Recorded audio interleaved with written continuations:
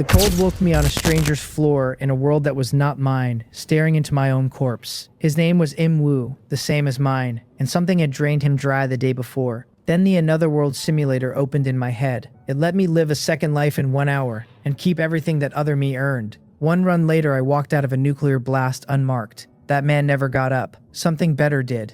Drop a like and hit that subscribe button so the algorithm carries this further. 5 seconds of your time keeps the channel breathing. The path that led here is the part worth telling. Let me start from the first hour. Space folded around me while I was still asleep, and I went from my own mattress to a cold floor I had never touched before. The chill dragged me up out of the dream. When I opened my eyes, the first thing I saw was a dead man's face, a handspan from my own. Mouth slack, eyes wide open and fixed on nothing. I scrambled backward across the tile until my shoulders hit a wall, breathing hard, trying to work out whether I was still dreaming. A more nervous man would have fainted where he lay. I have always been the stubborn kind instead, so after a long stretch of sitting there with my heart slamming, I got hold of myself and looked around properly. This was not my room.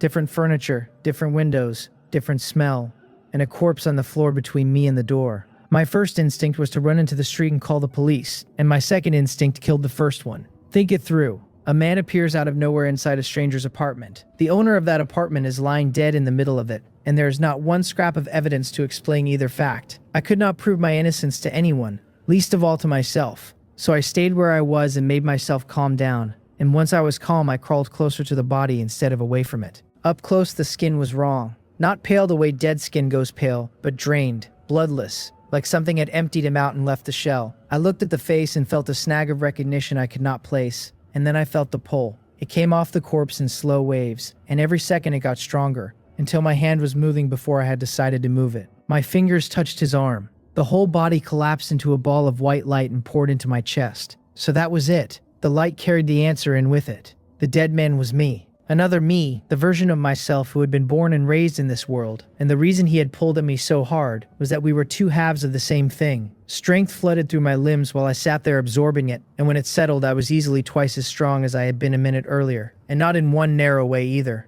Everything had come up together. Absorbing an other self, it turned out, paid extremely well. Then I caught my reflection in the mirror across the room and forgot about being strong. Whoever that handsome bastard was, he was wearing my face. The features were still recognizably mine, but every one of them had been quietly improved, and the sum of the improvements was not subtle. Before, people had called me good-looking. Now the word would have to be upgraded.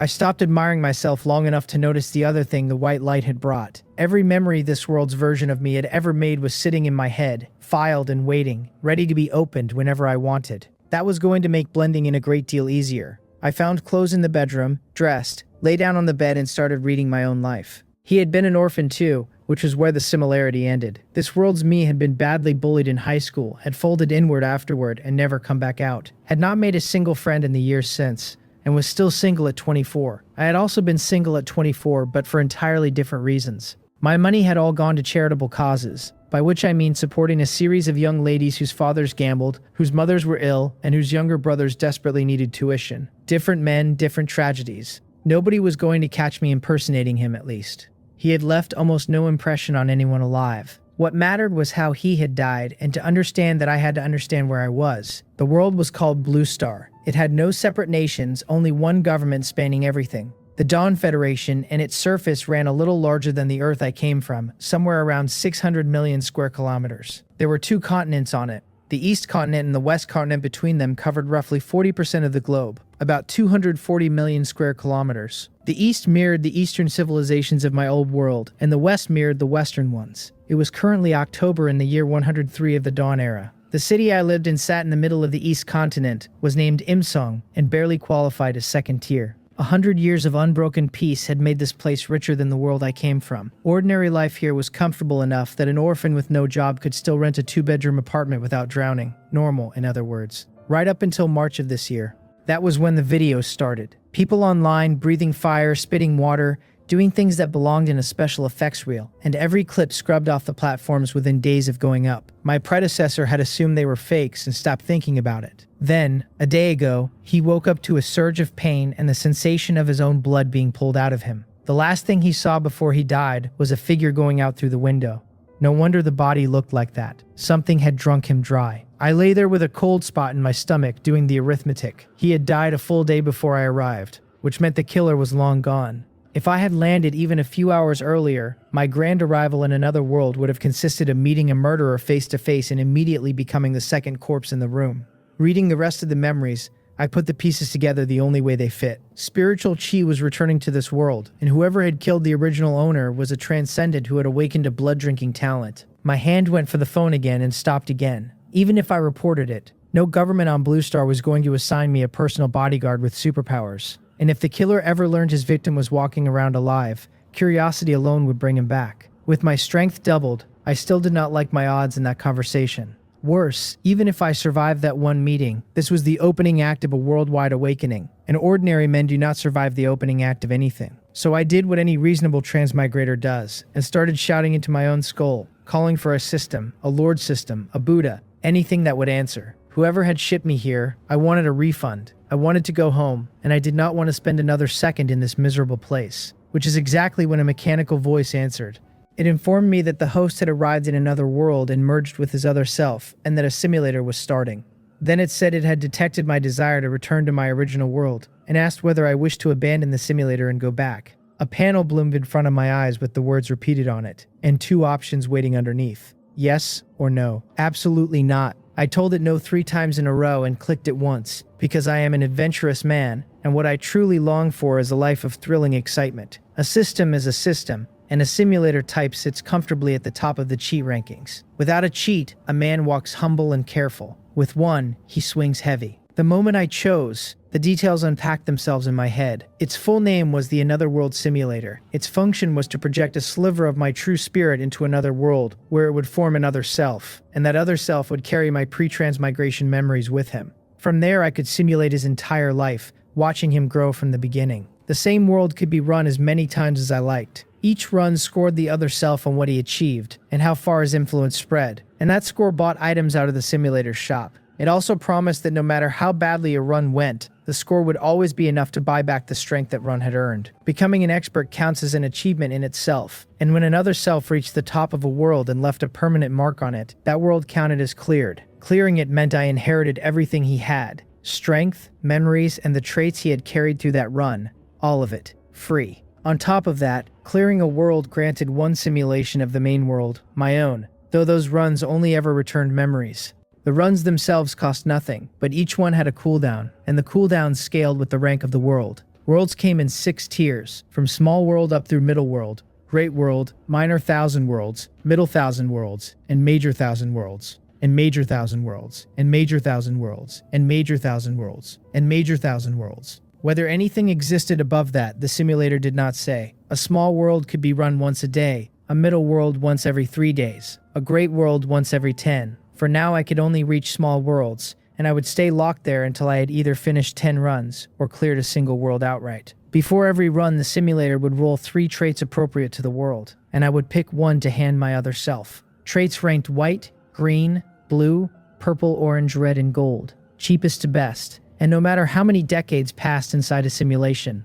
only 1 hour would pass out here. Good enough. I told it to begin. The panel announced that a simulation world had been found, that my true spirit was being projected, and that the trait draw was starting. 3 options came up, all of them white. Plain and ordinary offered me a completely unremarkable face and build, which would let me sink out of anyone's notice. Sharp ears and keen eyes offered senses I would have had since childhood, letting me see and hear further than anyone around me. Born with divine power offered raw physical superiority from birth, a body so far past normal that at 8 I would already match my mother's height, and at 12 my father's. A footnote added that small worlds only ever rolled white and green, and that the trait rank would climb as the world rank climbed. I read all 3 twice and took Born with Divine Power. The panel confirmed the pick and started the run. At 18, my other self woke up inside a fictional ancient world, transmigrated the same way I had been. Borrowed memories told him this was a martial arts world where martial artists held powers beyond ordinary men. His village sat in the eastern reaches of a country called the Great One Dynasty. He could feel the ridiculous body he had arrived in, and he decided immediately that he was going to learn to fight. The problem was money. There were martial halls in the county town, and they wanted more silver than a village boy would see in a lifetime. So he found the other road in. The gangs in the county town had techniques of their own, and any man who joined one could learn the low-level material, and a man who earned merit could learn better. With a body like his, All he had to do was be willing to bleed. The version of him in the borrowed memories had never done any of this. His parents' dying wish had been for him to live an honest, quiet life, and he had honored it, and he had stayed in that village until illness took him. But my other self had a whole extra lifetime of knowledge in his head, and he knew exactly what happens to unarmed men in a world where power is real. Lambs go to the slaughter on schedule. He packed his things, walked into the county town, and talked his way into the Tiger Gang, one of the 3 that mattered there. By 19, his body had done the work for him. He had earned enough merit to run dozens of men and had been cleared to take a proper technique off the gang's shelf. Given what he was, he chose the Blackstone Fist, a fist art that caps out at the second-rate realm. That was the year he learned how this world graded strength. Unrated at the bottom, then third-rate, second-rate, first-rate, and peak master at the top. Unrated meant knowing how to brawl. Third-rate meant refining your moves past ordinary skill and cultivating internal force, which let one man handle 10, and his raw physique alone had already matched a freshly minted third-rate fighter before he cultivated anything. Second-rate meant internal force running the whole body and condensing into internal energy in the Dantian, at which point one man could handle 100 as long as his reserves held. Above that, it stopped being about fists and started being about plumbing. Internal energy had to be used to force open the body's 12 standard meridians, and every meridian opened made the energy circulate faster, which made every technique hit harder. Opening all 12 standard meridians made you first-rate, and a first-rate expert carried enough internal energy to walk out of an encirclement 1,000 soldiers deep. Opening the extraordinary meridians made you a peak master, and once the governing and conception meridians opened, the energy simply stopped running out. A peak master's moves were perfected, and his energy control was close to divine, and he could wrap a protective aura around himself that ordinary siege bolts could not punch through, which is how one man takes a general's head out of the middle of 10,000 troops, and why the imperial court treated peak masters with very careful manners. He got the Blackstone Fist and threw himself at it. At 20, the body paid off exactly as expected. He had a natural gift for fist techniques, and in a single year he drove the Blackstone Fist to major achievement and condensed internal energy, which made him second-rate. Between the energy and born with divine power, men who had already opened 3 or 4 meridians could not handle him. He was near the top of the Tiger Gang by strength, and on the strength of 2 years of results they made him a hallmaster with over 100 men under him. He celebrated by taking a few favored subordinates to the Spring Breeze Tower and not leaving until the next morning. There he finally put his particular specialty to use and cleared the entire house in one night. He had been holding back purely because a virgin body cultivates internal energy faster.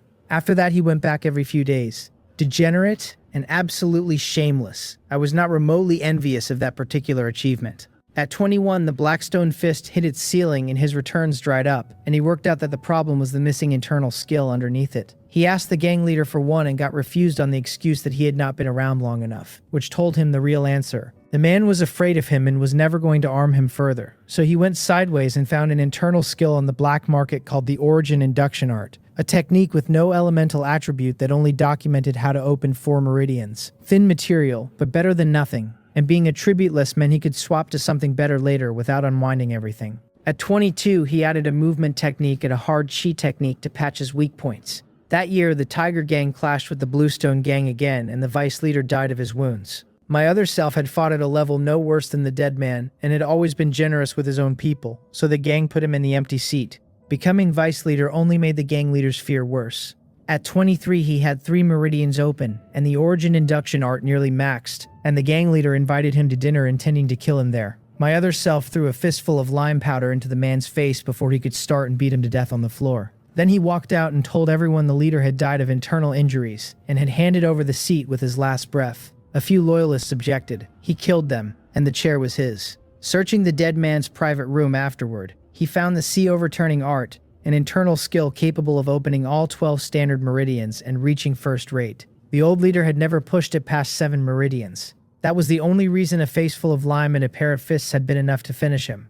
At 24, he switched to the sea overturning art and got 5 meridians open. He cleaned house across the Tiger Gang, cut out the rot, and gave its legitimate businesses enough good advice that the profits climbed, which meant more cultivation resources for him. At 25, he had 7 meridians open, and the news out of the south was bad. A once-in-generations drought had emptied the region and hundreds of thousands of refugees were on the roads. The reports had been ugly for years already. The reigning emperor cared about nothing but his own longevity. The court had stopped governing and started feuding, and local taxes had turned into something the common people could not survive. My other self knew what he was looking at. The Great Wan dynasty was in its last chapter, and unless somebody turned it around, it would simply stop existing. At 27, he had 10 meridians open, judged the moment right, and hit the other 2 major gangs in the county in one lightning campaign. When the dust settled, there was one gang left in that county, and it was his. At 28, he opened the full 12 standard meridians and became a first-rate martial artist. By then, the disasters had stacked high enough that uprisings were breaking out everywhere, and word came that someone in the south had already raised a rebel banner. The chaos had arrived on schedule, and the throne was not going to survive it. At 29, he consolidated every armed force inside the county town under himself, and life for the ordinary people there got measurably better under his hand. He used the chaos as cover to hunt outward for better martial arts. At 30, he had not found a better cultivation technique, but he had polished his movement technique, his hard key work, and several other external skills to perfection, which made him stronger anyway. At 31, he finally turned up an internal skill that could unblock the extraordinary meridians, and it only covered 4 of them, with nothing at all on the Chong, Dai, Governing, or Conception. Even so, the thing was worth more than everything else he owned. At 32, he discovered that opening the 8 extraordinary meridians was a completely different order of difficulty than opening the 12 standard ones. 2 full years bought him exactly 1, and it was only going to get worse from there. At 33, the imperial court failed to put down a military rebellion in the south. Its prestige collapsed overnight, and rebel forces of every size erupted across the dynasty. His county town was attacked more than once, and he threw back every attack. At 34, he opened another meridian and admitted that the county's resources were no longer enough to feed his cultivation, so he began going out on regular trips to hunt for more. At 36, he opened his second extraordinary meridian, and by then he had walked every county town in reach and seen how far gone the country was. Grain prices had multiplied several times over in most places. Ordinary people were barely eating, and the bandits in the surrounding hills multiplied with them. His own county town was the one quiet island left in the region. At 40, the capital of the Great Wan dynasty fell. Nobody knew what became of the emperor, and the land broke apart into warlord territories. That same year, he opened his 4th extraordinary meridian and hit the absolute limit of the technique he had. Getting the last 4 would require something better, and by then, the hunger had gone out of him. He stopped chasing higher arts and decided to stay in his county town for good. He could not reach the top of the world, but he could hold one unimportant county, and that was enough. At 43, he took everything he had learned about external skills and fused it into one body refining art of his own, the iron body skill. Between that and his natural talent, 4 meridians was enough to put him at the very top of the first-rate tier. Over the years that followed, force after force tried to bring the county under its rule, and he broke each one in turn. Several tried recruiting him instead, dangling superior martial arts, and he refused all of them. At 44, he simplified the iron body skill into something his own men could learn and taught it out through the gang, and the gang's overall strength climbed sharply. At 45, he was still healthy, still strong, and still visiting the Spring Breeze Tower every 3 days, without fail. At 50, his condition had not slipped at all, and the Spring Breeze Tower was still standing. At 60, the Long War had ground everything down to 2 powers,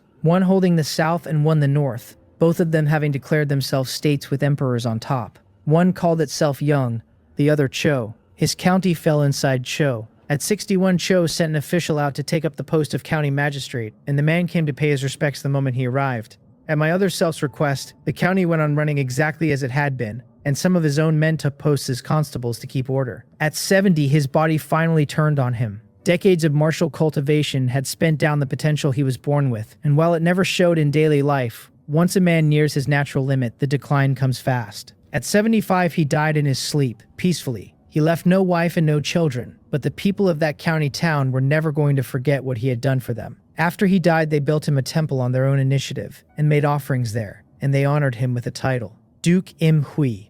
The run ended. The simulator's evaluation said that although his life had contained no world-shaking deeds, he had personally kept one region at peace and had been venerated by its people after his death. It awarded a life score of 130. Then it opened the shop. His peak strength from the run cost 120. All the martial knowledge he had held cost 50. 100 ounces of gold cost 10. Further down, past several entries I skimmed, insights into bedroom arts cost 10. I had not expected a trade out of this thing to be that valuable. One single white trade had carried an entire martial life that far. If I drew a green next time, was I going to clear the world outright? I let myself daydream about that for a moment and then did the math. Buying the strength left me enough for exactly one more item, and I sat there genuinely torn between the gold and the bedroom arts. The gold looked like a problem, since I had no idea how to explain a pile of foreign bullion to anyone. Then the simulator dropped a note into my head and settled it instantly.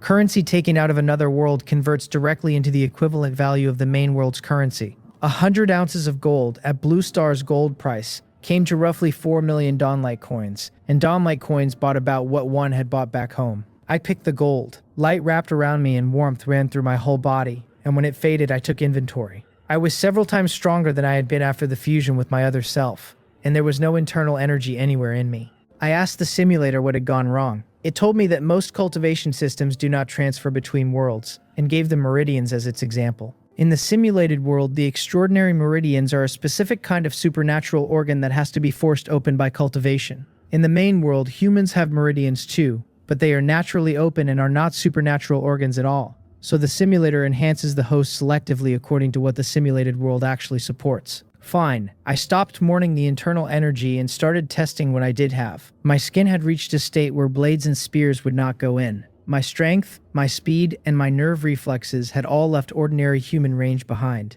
My raw offense probably would not match my other self with his internal energy behind him. But everything had come up at once, so my stamina and my ability to keep fighting were better than his. Then I picked up my phone and found the message I was already expecting. The account ending in 3232 had completed a transaction on the 23rd of October at 3 minutes past 7 in the morning. 4 million Dawnlight coins in, leaving a balance just over 4,023,000. It really landed. I asked the simulator whether money appearing out of nowhere was going to get flagged for having no traceable source, and the simulator said no, and I decided to believe it. That still left one problem standing between me and any kind of comfortable life. Somebody had killed the original owner of this body, and that somebody was still out there. I asked one more question while I was at it. If I simulated the same world again, would the next version of me keep the memories from this run? The simulator said yes, though anything technical like martial arts would come through blurred, so the optimal play was obvious. Pick one world and pour everything into it, because clearing a world is far easier than starting fresh over and over. I spent the rest of the day in that apartment getting used to what I had become.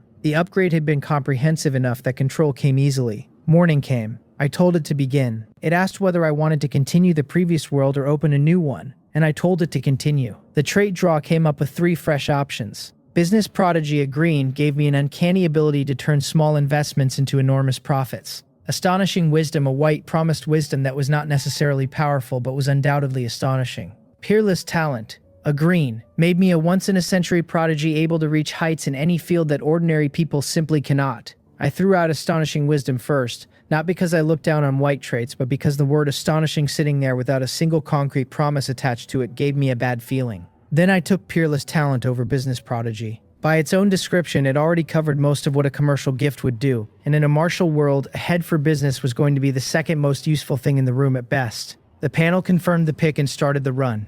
At 18, my other self woke up knowing he had transmigrated. A flood of borrowed memories told him the country would collapse into chaos within a few years, and he started preparing immediately. At 19, he joined the Fierce Tiger Gang exactly as the memory said he would, and took the Black Stone Fist. At 20, he found the shape of the difference. His body was nowhere near as monstrous as it had been in the previous run, but his talent for cultivation was on another level entirely, and his meridians were naturally unobstructed from birth. The only things he lacked against a genuine peak expert were accumulated internal energy and the polish that comes from applying moves in real fights. Even so, 1 year on the Blackstone Fist put him at first rate. At 21, that strength let him fold every faction in the county under himself. He went through every internal skill any of them owned, and fused the lot into a technique of his own, the Im family internal art, version 1. It had no elemental attributes. All it did was cultivate faster, make the resulting internal energy vaster and more domineering, and nourish the body along the way. He worked out that on that technique alone, 1 year would take him from where he was to the peak level he had reached in the previous life. The bottleneck was medicine.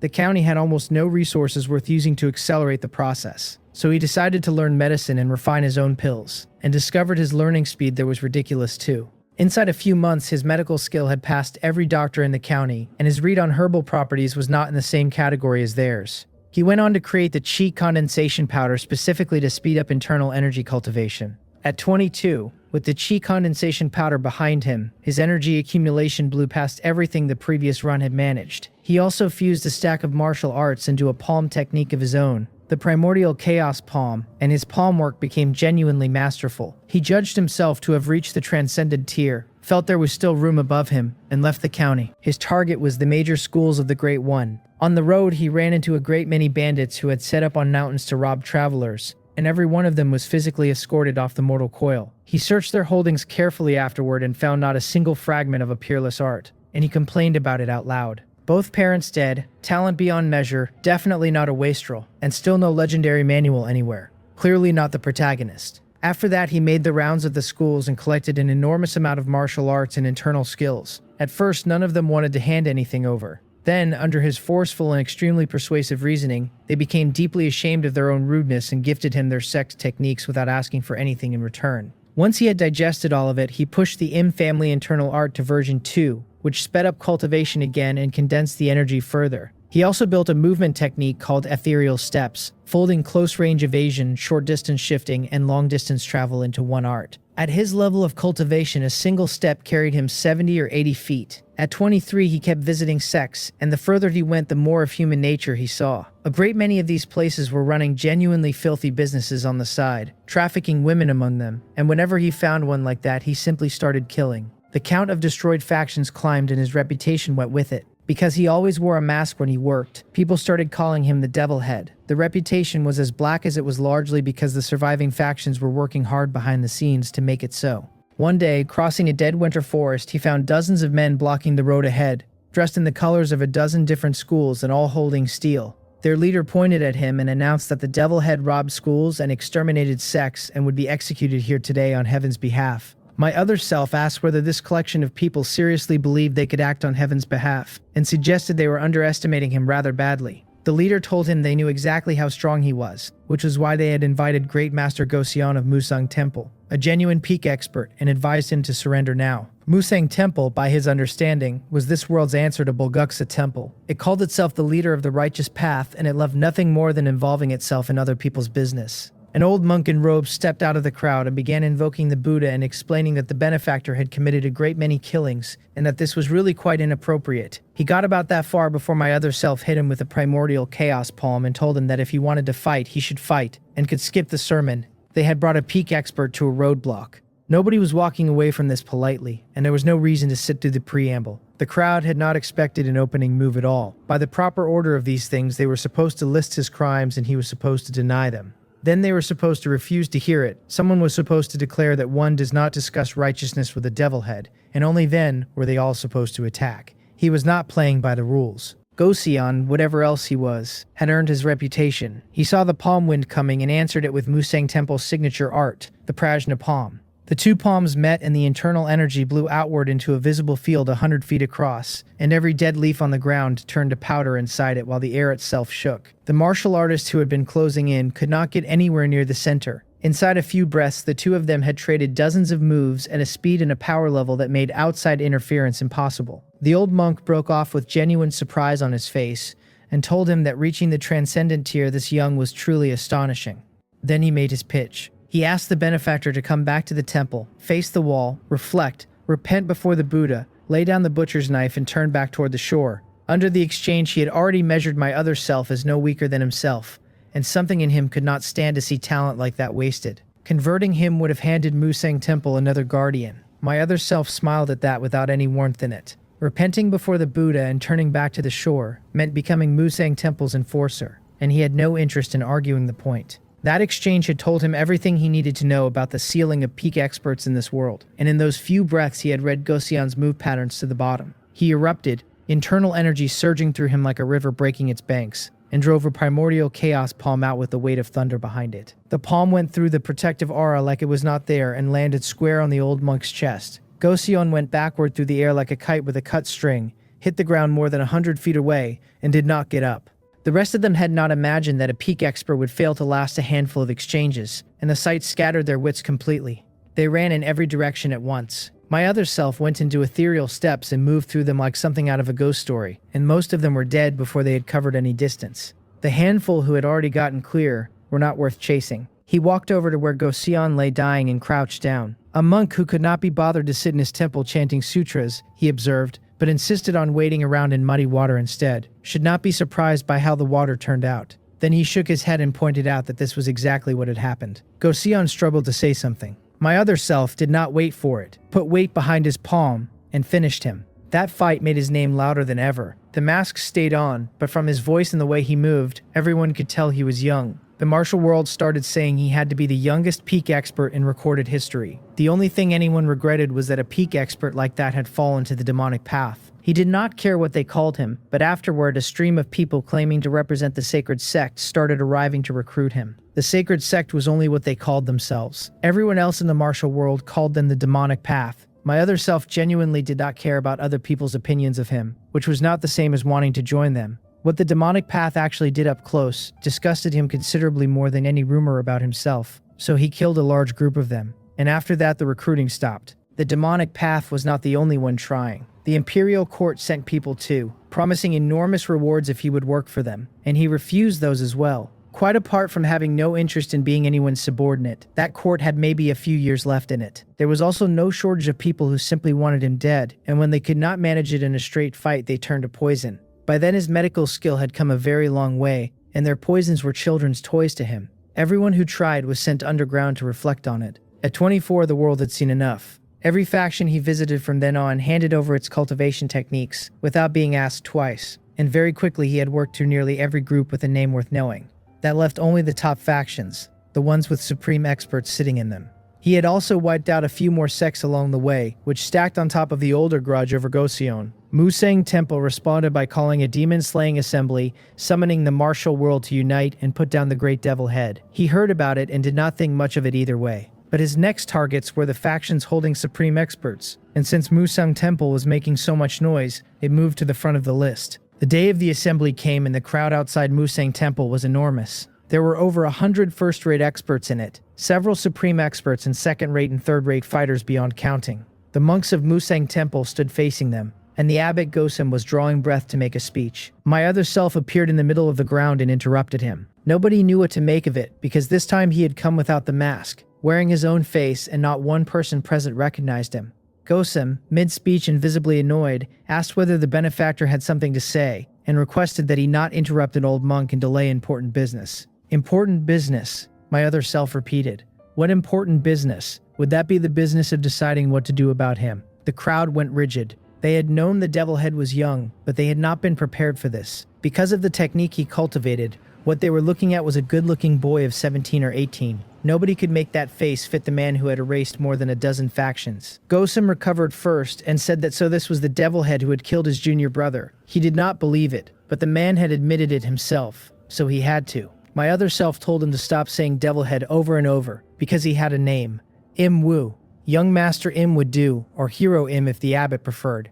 Then he laid out his terms. He had come from Musang Temple's martial arts and mind cultivation techniques. If they handed those over, every grudge between them would be wiped clean, which he pointed out was an enormously profitable trade from where the abbot was standing. Somebody in the crowd shouted that the devil head was too arrogant, that with all the righteous men of the martial world gathered here today, he should surrender. He asked whether he was being arrogant. Watching this from the outside, I had to agree that yes, he absolutely was. Was I the kind of person who gets insufferable the moment he acquires power? Apparently the answer was in front of me. He informed the assembly that it was not that he looked down on them. It was that every single person present was trash from where he stood. Then he told the abbot that if the bald donkey wanted to fight, he could have all the time he needed to get ready. And if he did not want to fight, he could hand the material over. Even my other self admitted he was talking too much that day. He simply could not get the urge to show off under control. Gosem invoked the Buddha and declared that the benefactor was too deeply sunk in demonic nature, and that this old monk would remove the devil head today for the sake of the martial world. Then he called for the heavenly gang and earthly fiend great demon subduing formation. 36 first-rate warrior monks and 72 second-rate warrior monks came out of Musang Temple and took their positions, closing the temple's sect-protecting ultimate around him. Then they attacked. The formation was supposed to be able to hold 2 supreme experts down indefinitely. It did nothing to him at all. When Gosem saw that, he and the other 2 supreme experts of Musang Temple came in as well. "Come on then," my other self said, and meant it. He was several tiers above where he had been when he killed Goseon, and he wanted to find out whether these 3 could pull his full strength out of him. As for the risk, he was confident that with ethereal steps under him there was nobody in this world who could stop him leaving if he decided to leave. The 3 supreme experts in the formation together came down on him like weather. Any other supreme expert caught in that would have come apart. He stood in the middle of it perfectly at ease, waiting. When he found the flaw in the formation, he went straight through the 3 of them and into the ranks, and in very little time more than half the monks were dead or broken. Gosem had to break the formation and pull his people out of the fight entirely. Without the formation, the 3 of them had an even worse time of it. and they understood quickly that dragging this out only meant being ground down until they died. So all three unloaded their ultimate techniques at once. One brought out the Weta Staff technique, one the Dora Leaf Palm, and Gosum circulated the sect's supreme art, the Great Musang skill, and struck with the Musang Seal Finger. They came at him from three directions. He simply raised his protective aura. All three ultimates hit it together. When four sets of internal energy collided, the ground split open for dozens of meters around them, and the spectators standing too close were blown off their feet and seriously hurt. Everyone watching assumed it had become a deadlock. Then the speed of his circulation jumped and the energy detonated outward. Gosum and the other two were driven back more than 10 steps, each footprint pressing deeper into the ground than the last. When they finally stopped, they coughed blood and went down on their knees, all three badly injured by the shock alone. The crowd could not process it. Three supreme experts had not scratched his protective aura and had wounded themselves on it instead. He looked down at the three of them and beckoned. Come again. He had not had enough yet, and if they wanted to call in every other expert on the grounds to join in, he did not mind at all. Gosum and the other two understood perfectly well that adding everyone present would change nothing. What happened next genuinely impressed me. They stopped calling him Devil Head entirely and started calling him Hero M. Gosum then stood up in front of the whole assembly and detailed at length the evil deeds of every faction my other self had wiped out. He explained to everyone that this young man was not a devil head at all, but a person of profound kindness. Finally, he opened Musang Temple's scripture pavilion on the pretext of offering some pointers on martial arts. No wonder the man was abbot. That was the thickest skin I had ever seen on a human being. My other self let them live, though not because they had folded. He had uses for supreme experts later on, and live ones are more useful than dead ones. As for killing junior brother Goseon, well, that would simply have to go down as bad luck. He spent more than 10 days inside that scripture pavilion, and the leader of the righteous path earned its reputation. He came out of it considerably richer. The events of the demon-slaying assembly had 10 days to ferment, and had spread across the entire world by the time he left. People everywhere were stunned that anyone that young could hold martial arts like that, and the theories multiplied. Some said it had to be the internal skill he cultivated. Others said he was a 1 in a million prodigy. Either way, on his record alone, everyone agreed he was the #1 expert in the martial world. While they were still arguing about him, he had already left Musang Temple. Having finished with the Buddhists, his next stop was True Martial Mountain, the one faction with a name as heavy as theirs. True Martial Mountain was one of the pillars of the righteous path, and it kept 3 peak experts on the mountain. They welcomed his arrival politely and told him that if he wanted their mind cultivation techniques, he would have to demonstrate that he deserved them. So the 3 of them set up the 3 powers formation, and he took it apart without any visible effort, and True Martial Mountain opened its scripture pavilion to him with considerable generosity. After that, the rest of the peak factions stopped bothering to resist. Neither True Martial Mountain nor Musang Temple had been able to do anything to him, and there was no sense in any smaller name trying, so the doors simply started opening.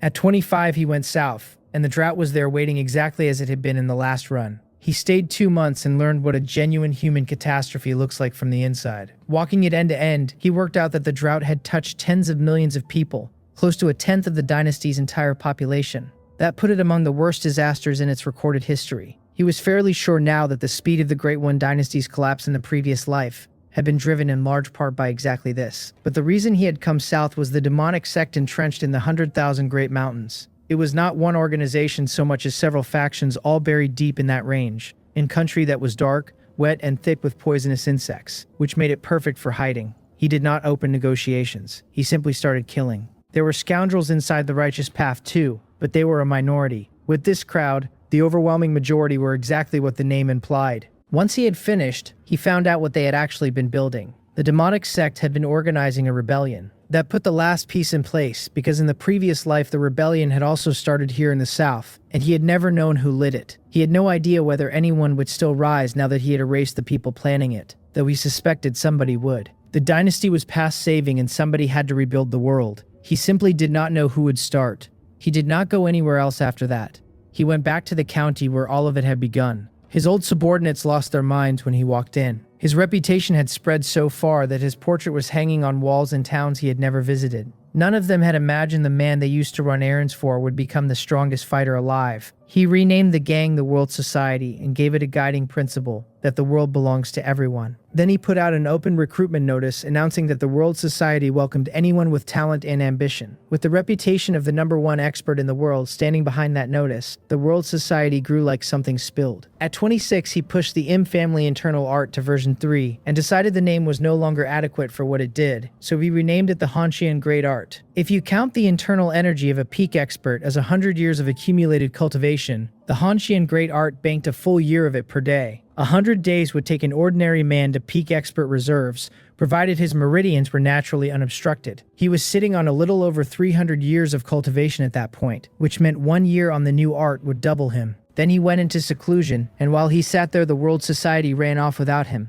Branches opened in more than a dozen surrounding counties. On top of that, working from medical formulas he had provided and high-margin products like soap, perfume, and glass, the organization started accumulating money at an aggressive rate. He only knew the broad principles behind soap and perfume, but for what he had become, knowing the broad principle was enough to build the whole thing from nothing. At 27, he reconstructed the indestructible Vajra divine art from memory. Once his cultivation passed 600 years, it had begun putting real pressure on his body, and he needed something that strengthened the frame to hold it. He had no idea what the original technique had looked like. The one he built took the body to a state where water would not drown it, and fire would not burn it. Practiced to its peak, it could project a golden body 10 feet tall around the practitioner, though that took cultivation of genuine depth. He upgraded his movement technique in the same stretch. At full output, his speed came close to 300 meters per second. Combining that with aerodynamics he remembered from his previous life, he could glide more than 10 kilometers through the air on internal energy alone. It was not flight. To everyone watching, it might as well have been. At 28, exactly as before, the court did nothing while disaster after disaster rolled across the land, and the common people suffered for it. By then, he was carrying 1,000 years of cultivation, and had discovered that 1,000 years was the wall. Even taking the indestructible Vajra divine art to perfection would not push him past it. For what he had in mind, 1,000 years was plenty. He came out of seclusion and looked at what the World Society had turned into. It controlled the territory of 2 full commanderies, which was absurd growth considering the entire Great Yuan dynasty consisted of 16 provinces and 72 commanderies. If the reigning emperor had not been obsessed with immortality, and if the court had not been busy tearing itself apart, it could never have happened. Registered membership had passed 10,000 people, and because of the rules he had set at the start, the organization's reputation across the surrounding commanderies was genuinely excellent. One day he called every senior figure in the World Society into a closed meeting, and nobody outside that room ever learned what was said in it. The next morning he rebelled. Not out of grievance, he simply wanted to know what being an emperor felt like, and he wanted to experience the other half of the old saying, the part about helping the world once you have succeeded. At his strength, he could flatten the entire world by himself. He could do whatever he wanted. He issued a formal declaration of war denouncing the sitting emperor as incompetent and corrupt, a man consumed by his own longevity who had allowed his court to devour itself while ignoring the people. That conduct, the declaration said, had angered heaven and brought disaster after disaster down on the land. He closed the declaration with a line that went everywhere. The world does not belong to one man, it belongs to all the people. Within days it had crossed the entire country, and it genuinely shocked people. There had been disasters for years and rebel forces everywhere, but nobody had expected a martial world figure, the acknowledged strongest man alive, to raise a banner. By everyone's understanding, martial world factions do not involve themselves in the changing of dynasties, because backing the losing side gets your sect liquidated and a century of legacy erased along with it. He did not care what anyone understood. The moment the horn sounded, he ordered his people to start recruiting refugees out of the disaster regions and turning them into an army. The court, when the news reached it, was furious. The World Society was not some minor gang. If they failed to crush him quickly and the rest of the country took it as permission, the dynasty was finished. So the emperor issued an edict naming him a lawless rebel guilty of monstrous crimes and sent 300,000 troops to destroy the World Society. While the court raged, he took his time and used nothing but his own reputation to assemble tens of thousands of loose soldiers. He trained them with methods he remembered from his previous life, starting with discipline. Whether or not they could fight yet, a body of men standing correctly at least looks like an army. He also wrote them a technique of their own, the dragon elephant art. It topped out at the second-rate realm of generating internal energy, but it was simple to learn and cultivated quickly as long as the men were fed. Once the army had a shape, he moved his base of operations to the point in his territory closest to the capital and waited. The court did not keep him waiting. 1 month after the move finished, the imperial army arrived. There is an old line about how an army of 100,000 on the march covers the earth and touches the sky. This was 300,000 standing still, and he could not see where it ended. He ignored the enormous crowd that had gathered to watch, and he ignored his own subordinates. most of whom had already lost their nerve, and he charged the army alone. He had never counted on his few tens of thousands of men for anything. What he relied on from the first day to the last was that he personally could break the world over his knee. He went into the ranks and lit the indestructible Vajra divine art, a golden body 10 feet tall rising around him, and then he began killing. Nothing slowed him. A single roar shook the men nearest him until blood came out of their eyes and ears and noses, and one primordial chaos palm killed dozens where they stood. Arrows shattered on the golden body. Even the heavy siege weapons the court had brought specifically for peak experts could not be brought to bear on him. The 3 peak experts riding with the army tried to stop him, and each of them died to a single strike. He carved back and forth through that army for a full hour. At least 30 or 40,000 men died under his hands, and the rest stopped being willing to advance. Then he leaped, and before anyone could react, he destroyed the imperial banner and the commanders standing around it with one palm. Afterward, he told what was left of the army to put down their weapons, and that anyone who surrendered would live. With 1,000 years of internal energy behind it, his voice carried across dozens of miles. Tens of thousands dead, tens of thousands fled, and over 100,000 captured. The battle went around the world in no time, and nobody could believe it. Everyone knew a peak expert's internal energy does not run out, but everyone also knew that a body does, and that if a fight drags on long enough, the man inside it fails. Everyone knew that with enemy experts pinning him down, 10,000 well-drilled soldiers and a few pieces of heavy equipment will leave even the strongest peak expert dead with nothing left to bury. He had just demonstrated that everyone was wrong. At 29, he folded the captives into his own forces, combined them with everyone he had recruited, and finished with an army of 200,000. A few months of training later, he marched it straight at the capital. At 30, he took the capital and announced that the Great One dynasty no longer existed. The princes of the Great One disagreed, combined their strength into an army of 1.5 million, and marched on the capital to say so. And the result was the same as before. He slaughtered his way through all of them. That was the end of the Great One dynasty in every sense that mattered. Afterward, he visited every school that had a peak expert living on the premises. Between the life and death talisman he had designed himself and the promise that a refusal meant the extinction of their legacy. All of them came to work for him. Counting True Martial Mountain and Musang Temple, he ended up with 17 peak experts on a leash. By then, a portion of his army had reached the second-rate realm on the Dragon Elephant art. He gave each peak expert 10,000 men and sent them out to put down the rebellions across the country and settle the people afterward. With peak experts leading, it went fast. At 31, he held the ceremony, took the throne, named the country Great Ha, and styled himself the Celestial Martial Emperor. His first act was to announce a 3-year tax exemption for the entire country. He knew perfectly well that the officials below him would nod along and then do as they pleased, so he sent the martial world schools he controlled out to supervise it. After that, he raided the homes of the corrupt officials in the capital and exterminated their families. To make sure he was identifying the right men, he built the mind-shifting technique out of some mind-clouding arts he had taken off the demonic path. It let him take hold of a man's mind and pull the truth out of him. The grain and silver from the raids went straight back out. He opened the granaries and distributed food everywhere the famine had reached. The raids also gutted the civil service, so he issued an open call across the entire country. Anyone with genuine ability and a head for administration could take office immediately. The Great One had run an examination system too, but the places in it had been controlled by the aristocratic families, and men of humble birth had almost never gotten through. His notice gave a great many capable people the first real opening of their lives. At 32, with talent arriving from everywhere, the machinery of the country finally started running properly, and he turned the knife on the great aristocratic clans. At 33, he finished them.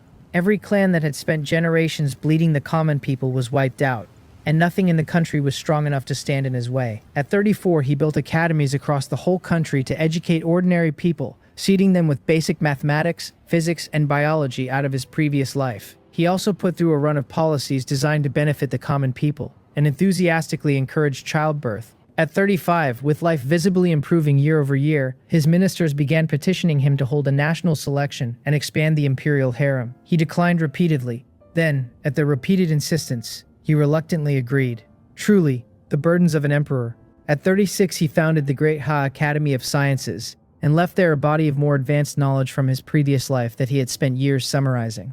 Under his direction, the Academy built Great Ha's first steam engine. At 37, he began driving industrialization and opened the great age of infrastructure, and roads started going down across the country on a cement formula he had written out. To get the national road network finished faster, he offered better martial arts as payment, which put a great many martial artists to work laying road. At 38, he had brought every force on his continent under him, and Great Ha built its first internal combustion engine. At 39, with firearms in circulation, the crime rate among martial artists began falling sharply. At 40, he wrote the basic body tempering technique and spread it across the world to raise ordinary people's physical condition. It could not generate internal energy, it only made bodies stronger, which was the point. At 41, with a naval fleet assembled, he set out to become a global power because everything he had measured told him this world was round too. At 50, under his direction, Great High's weapons had reached roughly the level of the First World War era in his previous life. At 55, with that kind of weaponry behind him, he unified the globe quickly. At 60, he distributed his children across the world as regional rulers and sent capable people out with each of them to help govern. At 70, his martial arts had kept him looking young,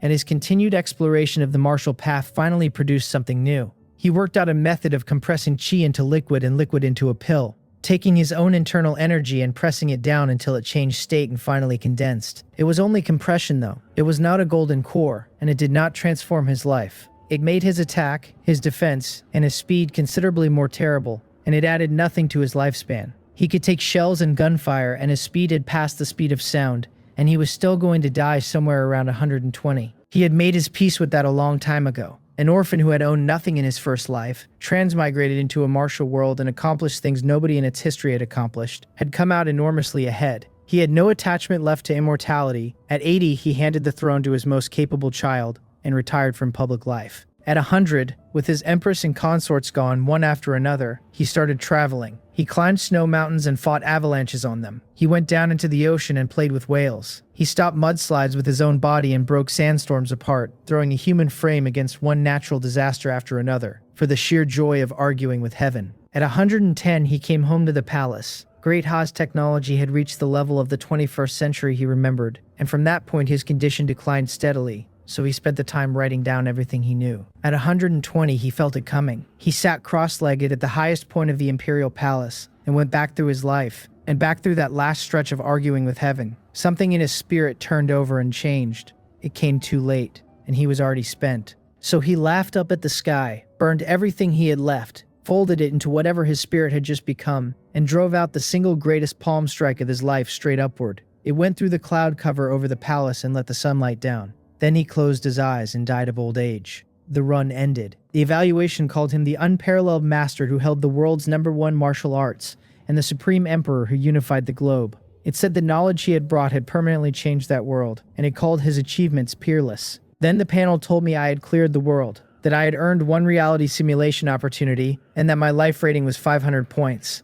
The shop opened with his peak strength at 300 and all memories from the run at 400. And a sailing ship armed with heavy weapons at 200. And a sailing ship armed with heavy weapons at 200.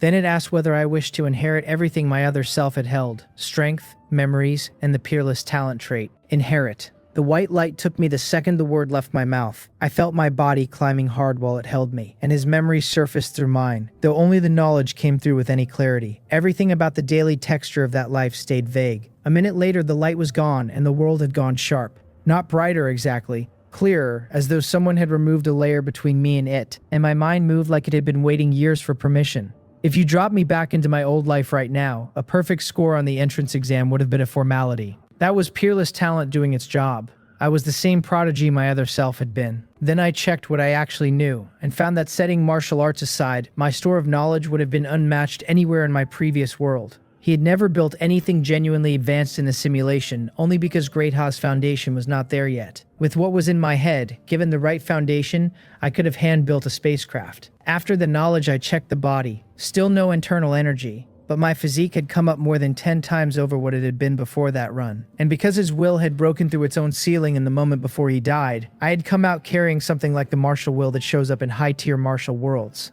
I was fairly sure it could suppress another man's spirit in a fight. Based on how it had behaved in the simulation, it should also reinforce internal energy and make techniques hit harder. I did not have any internal energy. Small oversight. There was one more thing. I could now clearly sense faint golden points of light drifting through the air around me. Some kind of transcendent energy, presumably the spiritual chi everyone kept talking about. I could not tell whether I was seeing them because my strength had risen and I had picked up martial will, or because peerless talent had sharpened my perception past the threshold. Reaching out to brush one of them, I decided it was probably both. I went back to the shop after that and found it stocked with nothing but Great Ha's technological output, none of which I needed. I did try to buy strength a second time, and the simulator declined to let me exploit it. In the end, I took 4,000 ounces of gold, a batch of medicinal herbs, and some corpse dissolving powder, and put the herbs and the powder into the storage space the simulator provided. Then my phone told me 160 million had landed in my account, and I sat there staring at it. My bank card had a 10 million transfer ceiling. How exactly had it moved over 100 million in one go? I decided a cheat this good could presumably handle a bank. That left the reality simulation I had earned, and I knew exactly what I wanted out of it. For this one, my other self was going to be as loud and visible as humanly possible, because a reality simulation only returns memories anyway. It was the perfect chance to sound the depth of the real world, find out what was actually hiding in it, and get precise numbers on my own strength while I was at it. I told the simulator to start the reality simulation, and it confirmed the opportunity and began. Day 1. As soon as it got light, my other self walked out the front door of the building. What he did not know, and what the panel told me, was that somebody else in that building went white the moment they saw him come out. The murderer lived in the same building as the original owner. He had been within arm's reach the entire time. If I had gone outside on the day I arrived, that would have been the end of it, and I gave my own paranoia a private round of applause. He went straight to the police station and told the officers there, without any preamble, that he had awakened superhuman strength.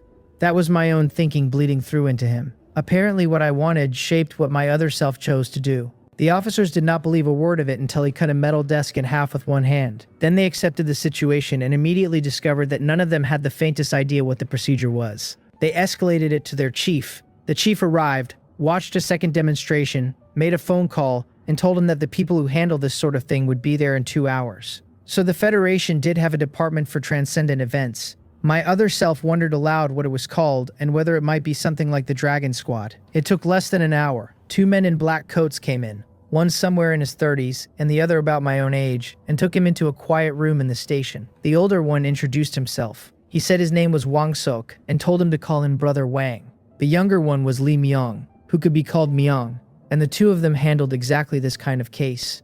Then he asked when the power had first shown up. My other self said about 2 days ago. His strength had suddenly become enormous, and he had assumed he was mutating, so he had hidden in his apartment out of sheer fright. 2 days later, the only other change he could find was that he had gotten better looking. He added that he was a law-abiding citizen who had seen those videos online and figured he was not an isolated case. Since the Federation obviously understood this better than he did, he had come in on his own. That answer made Wang Sok genuinely happy. Almost nobody walks in voluntarily anymore. Far too many people have decided the power they awakened is unique to them and that reporting it means being taken apart in a laboratory. Wang Sok also understood the simpler version of the problem. Nobody enjoys being managed, and after generations of being beasts of burden, a man who finally has power is not eager to hand it back, which was exactly why someone like my other self was worth being excited about. He also learned the organization's actual name, the Global Transcendent Agency Coordination and Management Bureau, mercifully shortened to the Supernatural Management Bureau. By the end of the conversation, he had agreed to join, which made Wang Sok happier still, and Wang Sok drove him to the Imsong branch for a strength assessment. On the way, Wang Sok filled in the history. People had begun awakening transcendent power as far back as January of the previous year. The Federation had found the first one, studied the situation, and discovered a mysterious energy factor rising in the atmosphere. Because the first awakened had all come out of the East Continent, the Federation named the energy spiritual chi in the East Continent's own idiom, and named the people who awakened to it transcendents. So it really was spiritual chi. I just could not tell whether this was spiritual chi returning or spiritual chi appearing for the first time. In the beginning, there had been almost none of them, Wang Sok said, and then in March the concentration in the air surged, and the numbers started climbing. They arrived at the Imsong Supernatural Management Bureau in the middle of that conversation. Getting out of the car, my other self found himself looking at the Imsong Central building and asked whether the entire tower belonged to the Bureau. Wang Sok said it did, though everyone working the offices upstairs was an ordinary employee and that the real core of the operation was in the basement. They took the elevator down. Li Myong peeled off on other business, and Wang Sok walked him through the place. The first stop was a training floor where transcendents were working with their powers, some of them controlling fire, some water, and some just moving iron around. Wang Sok explained that this was where new transcendents got familiar with what they could do, and that there were assessment grounds attached to it. After the tour, my other self pointed out that there did not seem to be very many transcendents in the building, and asked why. The answer came fast. Transcendents had gotten more common after March, and were still vanishingly rare against the size of the world. Fewer than 100,000 had been identified globally.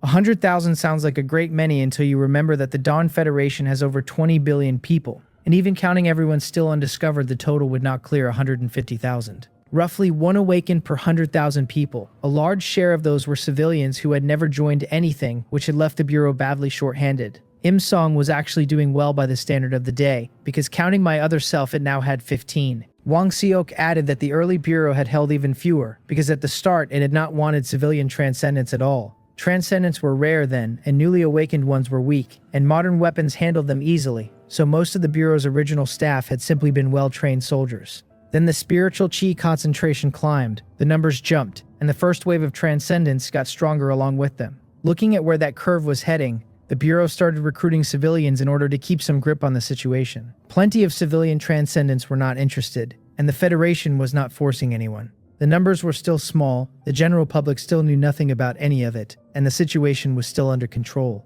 After the tour, Wang Suk brought him to the strength assessment ground and had him download an app first. He described it as a platform the Federation had built for transcendence, with a body of reference material on the inside. Then he left him there while he went to find the branch chief. The app was called Transcendent Home, and my other self logged in and started reading. The first thing in it was the classification system. Based on how the power expressed itself, the Federation sorted transcendence into 4 categories: energy manipulation, physical body enhancement, mental interference, and abstract concept. Energy manipulation covered precise control of elements, metal, wood, water, fire, wind, thunder, and also the supporting abilities that use specialized energy to heal or reinforce other people. Those transcendents could build combat styles that attacked and defended at once, or make themselves indispensable to a team.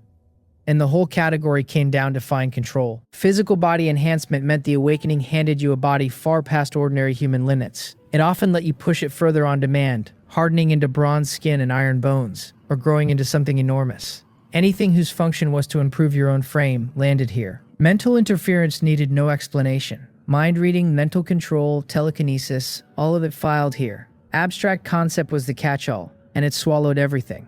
Any power that did not fit the first 3 or that carried traits from several at once was dropped in this category. These abilities tended to carry unique rules with them. The number of people who awakened to them was tiny. The ceiling on them was theoretically infinite, and every single one was a one-off that would never be repeated. Of the 4, physical body enhancement had the most awakened and abstract concept had the fewest. Then he watched the Federation's official footage of transcendence demonstrating what they could do. A fire type moved his hands like something dancing and pulled scorching flame into a vortex around himself. When he swung his arm, a dragon of fire tore loose and melted a thick steel plate into running liquid, and the heat wave alone distorted the camera. A lightning user came next. He raised his right arm and thousands of threads of electricity gathered in his palm, compressing into a spear so bright it hurt to look at. When he threw it, the thing tore across the sky and detonated 1,000 meters out with a sound like the world splitting, and the shockwave flattened everything inside 100 meters. The camera cut to a man standing inside a golden halo while bullets and shells came down on him like weather, all of it bouncing off the barrier without leaving a mark. He strolled through the storm like a god of war who could not be moved. The last one was a transcendent who could manipulate space, standing still 1 second and standing 100 meters up in the air the next. He blinked through several jumps in a row, appearing and vanishing like something out of a dream. My other self measured himself against them and could not get a clean read. Setting aside the question of whether the stranger abilities would even affect him, he was genuinely unsure whether he could block the fire user or the lightning user. On the other hand, if an elemental transcendent like that did not have a strong body underneath the power, he could end the conversation with one punch. He stopped speculating, since there was a test coming and he would have real numbers shortly. He was almost done with the app when Wang Sok came back with a mountain of a man, 2 meters tall. Through conversation he learned this was Sok San, a physical body enhancement transcendent. That was when he noticed something worth noticing. Wang Sok and Li Myung had both read as completely ordinary to his perception, and he had assumed at the time that they were. Now, looking at Sok San, he got the exact same reading, nothing above human anywhere. So transcendents were extremely difficult to detect, unless they exposed themselves on purpose. Once Sok-san heard, he was also on the physical side. He brought him over to a machine that looked like a force gauge. He had already noticed that the hall was full of equipment that looked genuinely futuristic, and it turned out all of it was for measuring transcendence. Seok-san explained that the Federation had built these by combining exotic materials with certain transcendent abilities. He mentioned in passing that they were currently developing equipment that could pick transcendence out of a crowd. Between the materials and the powers baked into them, the machines were absurdly durable, and to this day no transcendent had broken one head-on. The one in front of him measured striking force. You hit it, and it told you what you had. He did not hesitate. He threw a straight punch, and the instant his fist landed, the impact went out in every direction. Seok-san had not for 1 second expected a freshly awakened man to hit like that. He petrified on reflex, turning into a 3-meter stone giant and putting himself in front of Wang Sok, and the shockwave hit him and he held. He was not worried about the rest of the equipment. The Federation had built the hall with newly awakened energy types in mind, men who might not control their own output, and the floor could absorb a fair amount of overflow. Between that and how hard the machines were, a shockwave like that was well inside tolerance. My other self had not expected it either. Then he looked at the number on the display. 553,020 kilograms. His actual strength was nowhere near that. He had instinctively used force generation techniques when he threw the punch, and he did not think that was his ceiling either. Seeing that neither man had been hurt, he kept going. 1,045,000. 1,345,000. Between a brain operating some unknown multiple past the human ceiling, and the trade sharpening everything, his control tightened with every strike. The punches got harder and the spillover got smaller, until the last one barely stirred the air around him. When he finally stopped, the machine had settled at 2.5 million kilograms. Then, in front of two increasingly speechless men, he tested speed and defense. Measured properly, his speed came out at 430.2 meters per second, and that was cruising. With technique behind it, he could go faster. As for defense, he could take a sniper round without any damage at all. Seok-san went and reported the numbers to the Federation immediately, because he knew exactly what he was holding. That strength put my other self in the top tier of every transcendent alive, and it was the strength he had woken up with. Worse or better, it was too well-rounded. Most physical body enhancement transcendents come out strong in defense, or strong in offense, or fast, and pick one. There were all-rounders, but none of them were in this conversation. Finally, Seok-san told him that headquarters would send people the next day to go over his situation, and that afterward they might take him to the East Continent Supernatural Management Headquarters. My other self had no objection and only mentioned that he wanted to go home and pack before moving into the bureau full-time. Seok-san said that was no problem at all, and did not try to invent a reason to keep him, which was smart of him. Quite apart from the fact that my other self had come to the Federation voluntarily, Seok-san could not have stopped him from doing anything. He also knew perfectly well that nobody intelligent picks a fight with the government that runs the entire planet on his first day with powers. The videos in the Transcendent Home app existed for exactly that reason. The Federation had released them on purpose so that new Transcendents would think carefully before having ideas. With a Bureau identification card that let him walk in and out of the whole building, he turned down Wang Sok's offer of a ride and took a taxi home. He got out at his complex and started toward his door, and before he reached it, he sensed a stranger inside his room. He walked in without changing his expression, and the moment he stepped into the bedroom, a figure came at him from the side. He turned into it and hit the shadow with the mental energy he had comprehended in the instant before dying in the simulation. From the outside, the attack had no shape and no visible existence at all. From inside the attacker's head, the man closing on him had turned into a supreme who held the life and death of every living thing, bringing down a palm that could invert the world. The figure's eyes and ears and nose all started bleeding at once, and my other self realized he had badly underestimated what he had brought back from that death. This thing could attack a mind directly. He had just beaten a transcendent half to death without going anywhere near his full strength. He knew the man was a transcendent from the speed he had shown coming in. Nothing else. He woke him up, used some of the hypnotic work out of the mind-shifting technique, and got the whole story. This was the man who had killed the original owner of the body. He had awakened control over blood, an ability that also let him drink other people's blood to raise his own attributes. He had started on animals and poultry and found the returns negligible. He moved to human blood after that, buying bags from hospitals at first, and discovered that stored blood was worth less to him than animal blood had been. Fresh human blood was the thing that worked. So he went down the obvious road, and the version of me who lived in this world had been his first stop. That man had nobody who cared whether he lived, no job, and never left his rented apartment. The easiest possible target. His reason for being in the room today was equally simple. A man he had personally drained had come back to life, and he wanted to know how. So he had come to take him and ask whether a man who had returned from the dead was something he could handle, had not entered into it. Greed had already closed that part of his head. Once the questions were finished, my other self sent him where he was going. Then he used corpse dissolving powder to reduce the body to liquid and poured it down the drain. He still had no idea how the powder worked, and he had decided that corpse dissolving powder was without question the most alarming piece of technology to come out of a martial world. The next day, he ended his lease with the landlord and went straight to the bureau. At 3 in the afternoon, the people from the East Continent headquarters arrived, and they were extremely pleasant about all of it, and he left with them. On the third day, he reached the outskirts of Skylight City, the Federation's capital on the East Continent. The The Federation ran 2 capitals, and the one on the west continent was called Starlight City. The specially modified transport came down through the cloud layer. Out the window, he watched an enormous complex of buildings resolve underneath, big enough to be a small city on its own, ringed by 3 electromagnetic defense walls.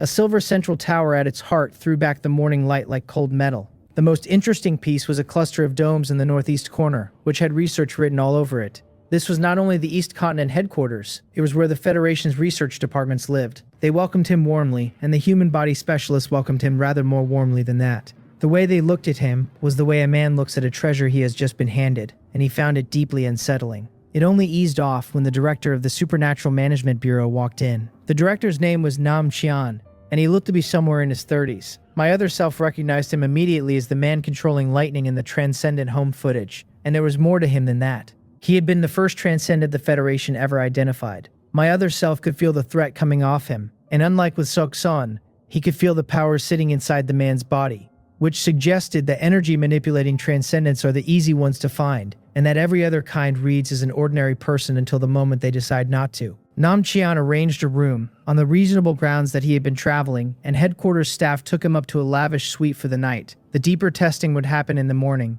He raised no objection since being tested had been the entire point of the exercise. On the 4th day, they walked him into an enormous experimental hall with more equipment in it than the entire Imsong branch. Every one of the specialists who had welcomed him the day before was already waiting. Then they ran everything they had on him. His body caused problems immediately. When they wanted blood, ordinary needles would not go through his skin, and they had to bring out a needle made of a special alloy to get a small sample. After that came brainwave scans, nerve reflex testing, and a long line of similar work. On the 5th day, the report came back, and the first thing anyone said out loud was a question about whether this was still a human being. The technical staff read the results and could not accept them. If the genetics had not come back human, they would have assumed they were looking at an unknown species wearing a person's skin.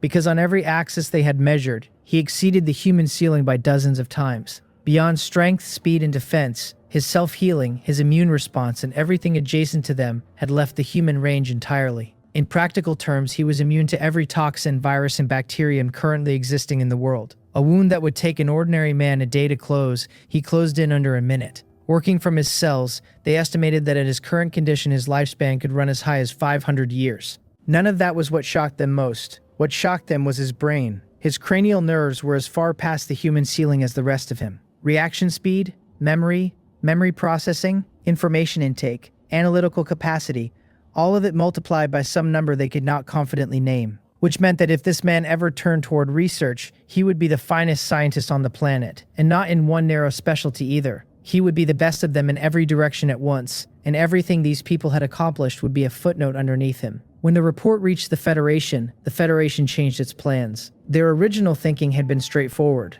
A man this strong on the day of his awakening was only going to get stronger, so they would give him the best of everything, take their time winning him over, and eventually stand him up next to Nam Qian to share the weight of holding a region. Now they had a different problem. Making a weapon out of him looked like a waste of what he actually was, and after a unanimous discussion they decided he was going to the Federal Research Institute instead. The reasoning behind that decision was simple. The Federation did not need another fighter right now. What it needed, more than anything, were people who could actually study spiritual qi. The Federation understood that spiritual qi had put all of humanity at a turning point. Their own observations showed that human beings were not the only things changing. Animals and insects had begun mutating too, or evolving, and the Federation had already given those creatures a name. Evolved beasts. For the moment, none of them could cause serious trouble, not against modern weapons, but the early signs pointed one direction. The whole world was evolving together, and any species that fell behind the pace would eventually be removed from the board. So the priority was to develop as fast as possible while humanity's existing foundation was still strong enough to hold everything else down. On the 6th day, my other self joined the Federal Research Institute. The institute turned out to be that cluster of domes he had seen from the air, and his test report had been written inside it. The specialists there welcomed him warmly because a transcendent who could also do research was very close to a mythical animal. They did not put him straight to work either. First, they had him read through what the institute already knew about spiritual qi and transcendence. The transcendent research came first. It turned out that even transcendents on the physical path, if they did not actively use their abilities after awakening, would not exceed ordinary human limits by very much at all, which put exactly how strange my other self was into perspective. His case was the only one of its kind since spiritual chi appeared. Fortunately, the Federation had abstract concept transcendents on file who were considerably more inexplicable than he was, so they simply filed him as a special ability and moved on. Every transcendent, the research said, consumed spiritual chi to activate their power, and none of them could store spiritual chi in their bodies. When a transcendent used an ability, they were pulling directly on the spiritual chi in the air around them. Once that spiritual chi passed through the ability and got converted, especially with an elemental user, it came out the other side as an enormous amount of energy. As for how a transcendent got stronger, the whole answer was one word: use it. Constant use tightened control, and better control meant drawing spiritual chi from a wider radius and releasing more force with it. Along the way, the spiritual chi scoured the body, made it tougher, and indirectly extended the user's life. The last piece was the strangest. Every transcendent could use spiritual chi by pure instinct. They simply wanted the ability to happen, and it happened. And not one of them could explain the mechanism.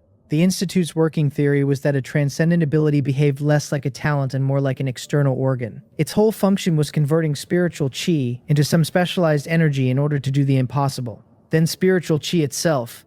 The research described it as a kind of universal high-grade energy. Humans absorbing it awakened transcendent abilities. Animals absorbing it mutated and evolved. Medicinal herbs fed on it became far more potent and picked up strange effects, and certain metals soaked in it developed properties they had never had before. Those machines that had measured his punches in Imseong were built from exactly those mutated metals, combined with a few borrowed transcendent abilities. Which meant that for all the upheaval, humanity was still comfortably on top of this planet, and nothing else was close. By the 8th day, he had read most of what the Institute had, and they folded him into the active research. The Federation's central question was how to use spiritual chi to make ordinary people stronger, and transcendents stronger still. Living longer was part of the appeal, since scouring the body with spiritual chi extended lifespan, and nobody has ever needed convincing on that point. Inside that shared goal, the two continents had gone in different directions, because before the Federation existed they had been different cultures. The East continent had worked from old fantasies about refining chi, a body of knowledge about physical conditioning, and medical research into the human frame, and had produced the spiritual chi breathing technique. Experiments then revealed two problems with it. Only transcendents could cultivate it at all, and for a transcendent, the gains were smaller than simply using their ability more often and letting the spiritual chi wash through them. The West continent had gone the way of the movies. Working from human biology and extracting essences out of a long list of drugs, they had built a spiritual chi enhancement serum. They had finished product on the shelf, and it could take a person to the ceiling of human capability without breaking through it, and the cost per dose was outrageous. The Federation's measured human ceiling sat at 1,200 kilograms of strength and 20 meters per second of speed, with individual variation in both directions. The West continent was extremely optimistic anyway, because they had gotten hold of some of his blood. Their research told them that whatever he was, it was the direction human evolution was supposed to go. The East continent kept insisting that a cultivation technique the entire population could practice would raise humanity's floor faster than any serum. With him on the team, the Institute here was suddenly very confident about building a breathing technique ordinary people could actually use. He joined the cultivation technique side, read the back research, and got to work. On the 12th day, 3.5 days after he started, the Institute had a result. Not a breathing technique, a body refining method that strengthened the human frame. And after a great deal of calculation and modeling, the conclusion was that it could take an ordinary person all the way to the human ceiling, which is a very impressive achievement when you do not know that the technique in question was the basic body tempering technique he had written for the commoners of Great Ha inside a simulation. He had the finished article in his head the whole time. All he actually did over those 3.5 days was adjust it for the physiology of ordinary people in the main world. The method also laid a deep enough foundation that anyone who mastered it would have a much easier time with a breathing technique later. Nobody at the Institute knew that, and the result hit them like a stimulant. As far as they could tell, they had just moved one enormous step closer. In the second month, while the Institute was still chewing on the breathing technique problem, good news came in from the West continent. Working from his blood samples, they had pushed the spiritual chi enhancement serum past the human ceiling. When he asked how, the answer was that a transcendent over there had awakened an analysis-type ability, and running his blood through it had yielded a considerable number of secrets about human evolution. Why his blood should contain secrets about human evolution was a question with an obvious answer. His body had been rebuilt by the simulator. Given what the simulator was, his current evolutionary trajectory was plausibly pointed somewhere high-dimensional, and if that were true, of course his blood would be carrying a few mysteries around inside it. In January of Dawn Era 104, that month his focus narrowed to one problem. How do you let an ordinary person absorb spiritual chi at all? From what he already understood about spiritual chi, he had noticed that mental energy could interfere with the spiritual chi around it to a limited degree. That was the whole reason ordinary people could not practice the breathing technique. Their mental energy simply never reached the level absorption required. And to reach that level, a person had to at minimum break through their physical limit, so that the body could drag the mind up behind it. Which was a problem, because the body refining method took people to the human ceiling, and stopped. Then he thought of visualization. The idea was to have the practitioner picture a vortex, imagining it pulling the surrounding energy inward, and use that image to briefly lift the mind above its own baseline. He tested it and it worked. Cultivate the body refining method to major achievement, add the visualization method on top, and an ordinary person cleared the bar for absorbing spiritual chi. Between him and everyone at the Institute, they built a cultivation technique that let an ordinary human being step into the transcendent realm. It was the breathing technique, the body refining method, and the visualization method fused into one,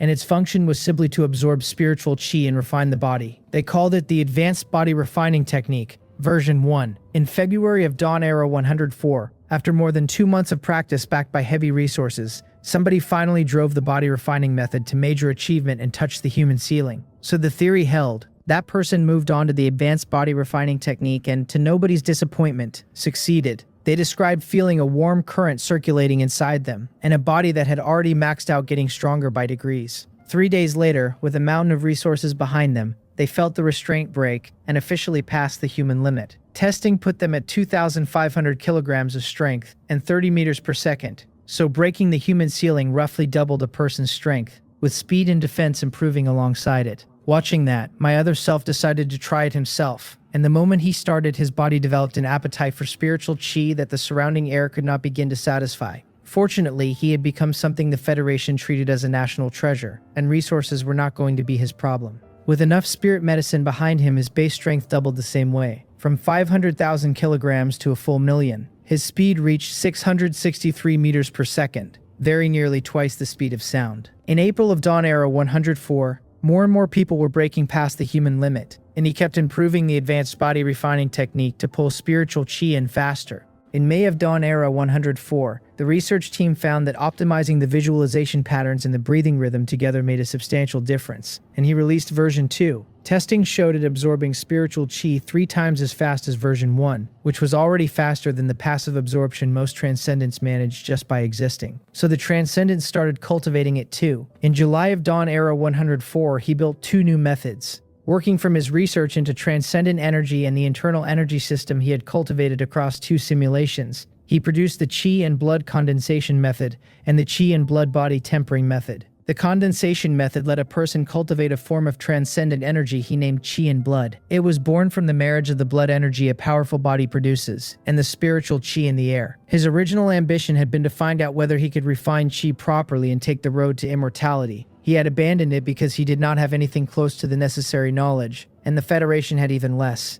So he settled for the next best thing and built something with properties similar to internal energy. The body tempering method was the other half of the loop. It tempered the body. The stronger body refined more chi and blood. The extra chi and blood tempered the body again, and the cycle drove the frame towards something genuinely unbreakable. He modeled it, tested it, confirmed it did no harm, and then found volunteers who had already broken the human limit. Every single one of them condensed chi and blood successfully, and under its tempering their bodies got harder by the week. In the laboratory, the first batch stood there glowing with crimson light, and the wind coming off their punches made the measuring equipment buzz. One of the researchers said, half delighted and half accusing, that this was just internal energy out of a martial arts novel. He smiled and told the man no, this was better than internal energy. With the methods proven, and with the advanced body refining technique already spreading, he gave the whole path a name. The Chi and Blood Martial Tao, and anyone who walked it was obviously a martial artist. Anyone who had broken the human limit and just refined Chi and Blood stood at the first realm of the Chi and Blood Martial Tao, which he called Chi and Blood Birth. In August of Dawn Era 104, both techniques went out to the entire Federation military and every transcendent on the Federation's books. Transcendents were the favored children of this era in every respect, and they cultivated the Chi and Blood Martial Tao faster than anyone else. He had not started his own cultivation yet. In September of Dawn Era 104, the benefits were already visible in the data. At 5,000 kilograms of strength, the body changed and began to harden. At 12,000 kilograms, the chi and blood could sheath the entire body. and the body could shrug off small arms fire. He named everything past 12,000 kilograms the second realm,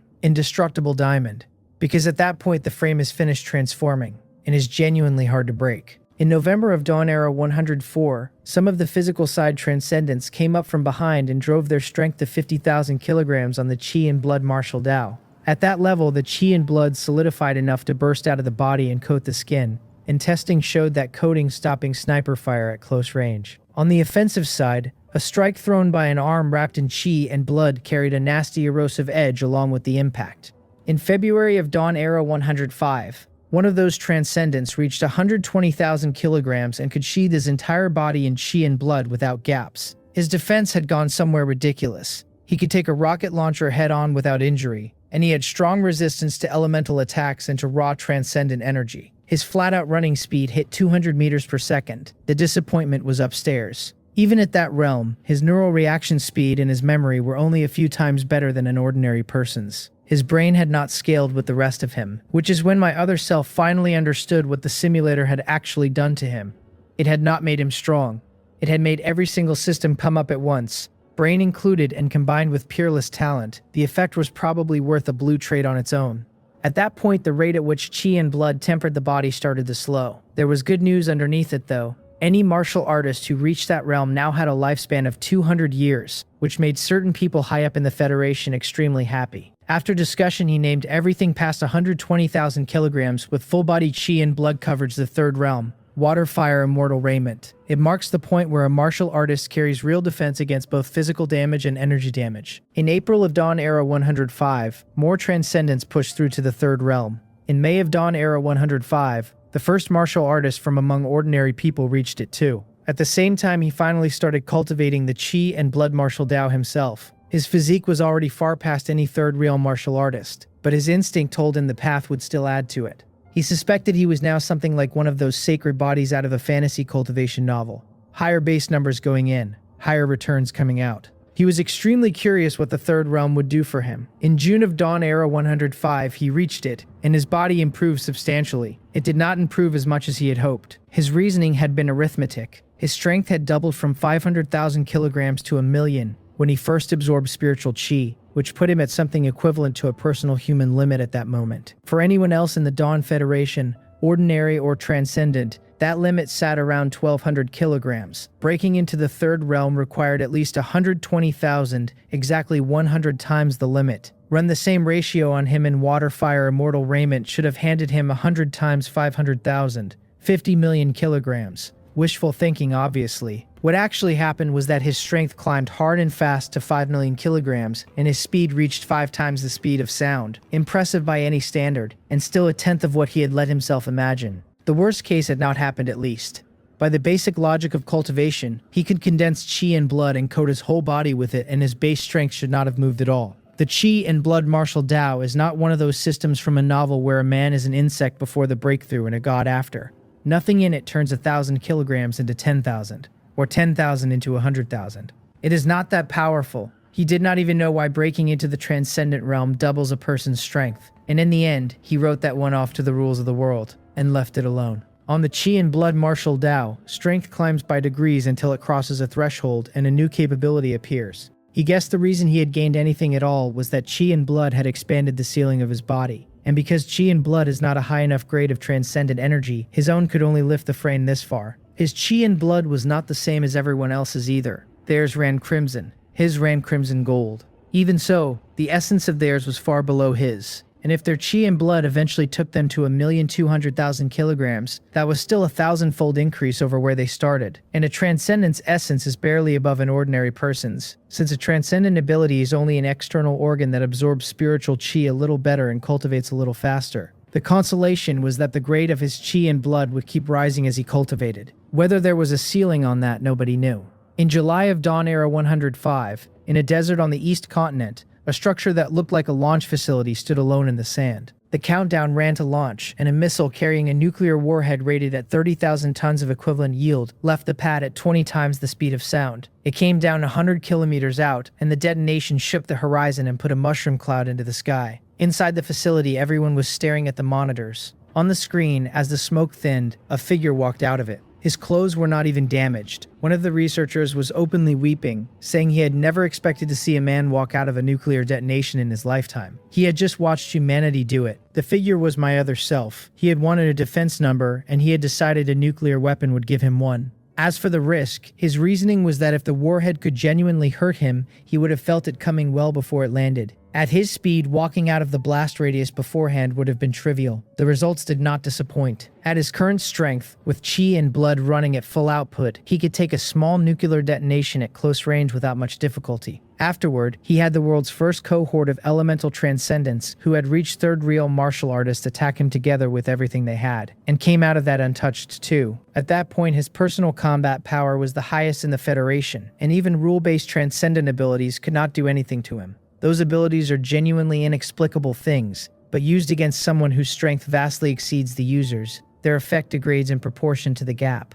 Between that experiment and the spread of the Qi and blood martial Dao through the Federation's upper ranks, his reputation went as high as reputations go. A great many prominent families started extending offers, and several arranged for their most impressive daughters to be nearby, in hopes of borrowing some excellent bloodline from him. He did not turn any of them away. Whether anything was actually going to be inherited was entirely at his discretion, since by then he could direct his own chi and blood finely enough to make certain the answer was no. There were certainly people around him with other intentions. But he lived inside the research institute, and no matter how long a man's reach is, it does not extend into that building. In September of Dawn Era 105, the first group of third real martial artists learned to condense chi and blood into weapons and to release it outward as an attack. He had already identified the weakness in his own system. Chi and blood martial artists had extraordinary defense and offense that still lagged badly behind an elemental transcendent. Transcendents pull the surrounding spiritual chi into their attacks as they release them, and he saw no reason a martial artist should not be able to do the same thing. He had no transcendent ability, but he did have mental energy. There were two payoffs he was after. The first was control. Better mental energy meant finer command of his own chi and blood, and therefore lower consumption. And consumption matters more than it sounds. Chi and blood is the transcendent energy born from the combination of a person's essence and chi with spiritual chi. For anyone on this path, it functions as both a mana bar and a health bar. It is a mana bar until it has been spent down past a certain point, and everything after that comes out of your health. It refills as long as it is not fully exhausted, but once you have cut into the health side, refilling it becomes genuinely difficult. So reducing consumption extends how long a martial artist can fight, which raises real combat power more than any single technique. The second payoff was the actual goal. Push mental energy high enough to pull in the surrounding spiritual chi, and every attack a martial artist throws gets that spiritual chi behind it. The problem was how to raise mental energy. Visualization alone was going to be slow, mostly because nobody had a good object to visualize. A man cannot simply think about deep space and declare the visualization complete. Then he remembered the mental power he had comprehended in the instant before dying in the simulator, and he renamed it on the spot. In the simulator, he had cultivated the internal energy martial Dao. Here he was cultivating the chi and blood martial Dao, so the thing was going to be called martial will. The Institute's numbers put this in perspective. If you set the average adult in the Federation at 1 point of mental strength, someone at the human limit sat at 1.2.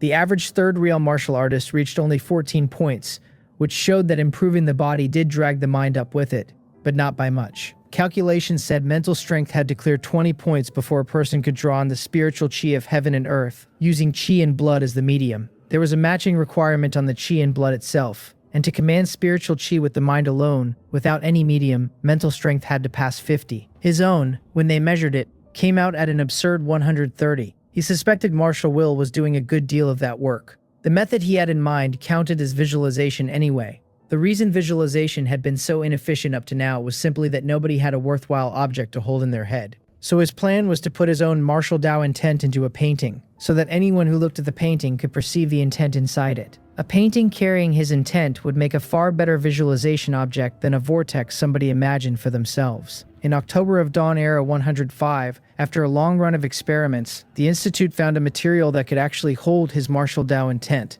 and specialized processing turned it into paper. In November of Dawn Era 105, he finished the painting. There was one mountain in it, one person, and one sky. The mountain was a solitary peak, steep as a drawn sword, punching up through a sea of cloud and reaching straight into the firmament. Its body was dark green like iron, bare of vegetation, untouched by dust, standing as though it had been there since before anything else and had rejected every attachment offered since. A single figure stood at the summit with his hands behind his back looking up. His frame was straight, his robes were ink black, and the howling mountain wind did not move them at all. He and the peak read as one thing. The sky above went on without end, and the sea of cloud churned, and all of it lay under his feet. He named it the Solitary Absolute Visualization Diagram, and he put half of his martial Tao intent into it. Only half, and the reason for that requires knowing what his martial Tao intent actually was. He had named it Solitary Absolute Peak, Peerless and Supreme, and he had condensed it out of the insight, experience, and knowledge of an entire lifetime lived inside a simulated world. The half he put into the painting held the loneliness of being unbeatable through that whole life, and the will to argue with heaven and earth.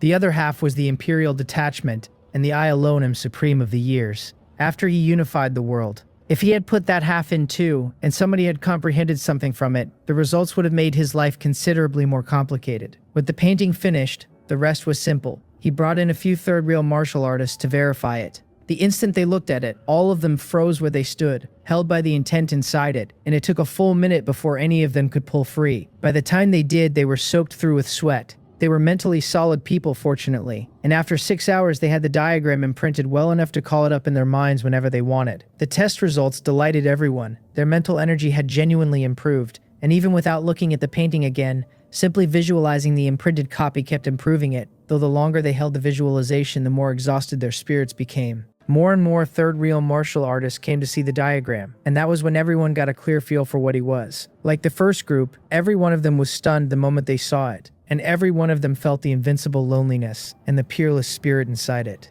They said afterward that he had earned the title of the Federation's #1 transcendent, since they could not even endure his mental pressure standing still. As one martial artist after another took the imprint, the martial Tao intent in the painting slowly wore down, and he simply topped it back up as needed. Eventually, every third-reel martial artist in the Federation had it, and all of them threw themselves into cultivation.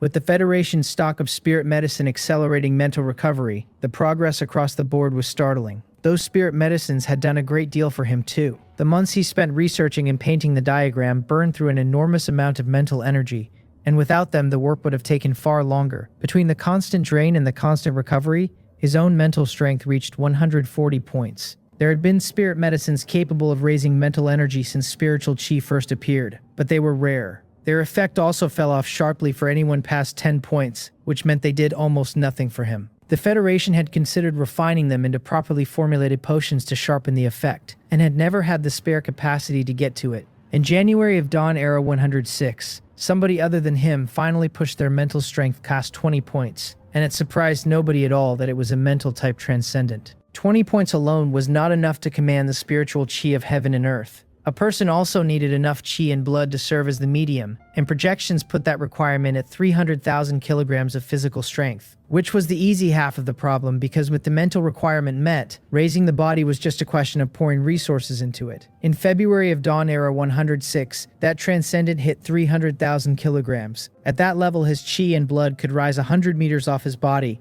and combined with the mental strength behind it, standing near him became genuinely oppressive. My other self could do all of it already, of course, and he was an exception rather than a benchmark, so nobody could use him for reference. So, with both requirements met, the prediction held. The man could manipulate the spiritual chi around him, and that spiritual chi both reinforced his chi and blood defensively and sharpened its destructive power. At full effort, he could work the spiritual chi within a radius of 1,000 meters. The improvement was smaller than expected, though, most likely because he had only just acquired the capability, and because there were no martial skills yet. Nothing like the techniques and supreme arts that channel internal energy in the simulated world. That would have to come later. The urgent question was what to call this stage. After discussion, the consensus was that chi and blood rising 100 meters looked like a true dragon going up into the sky.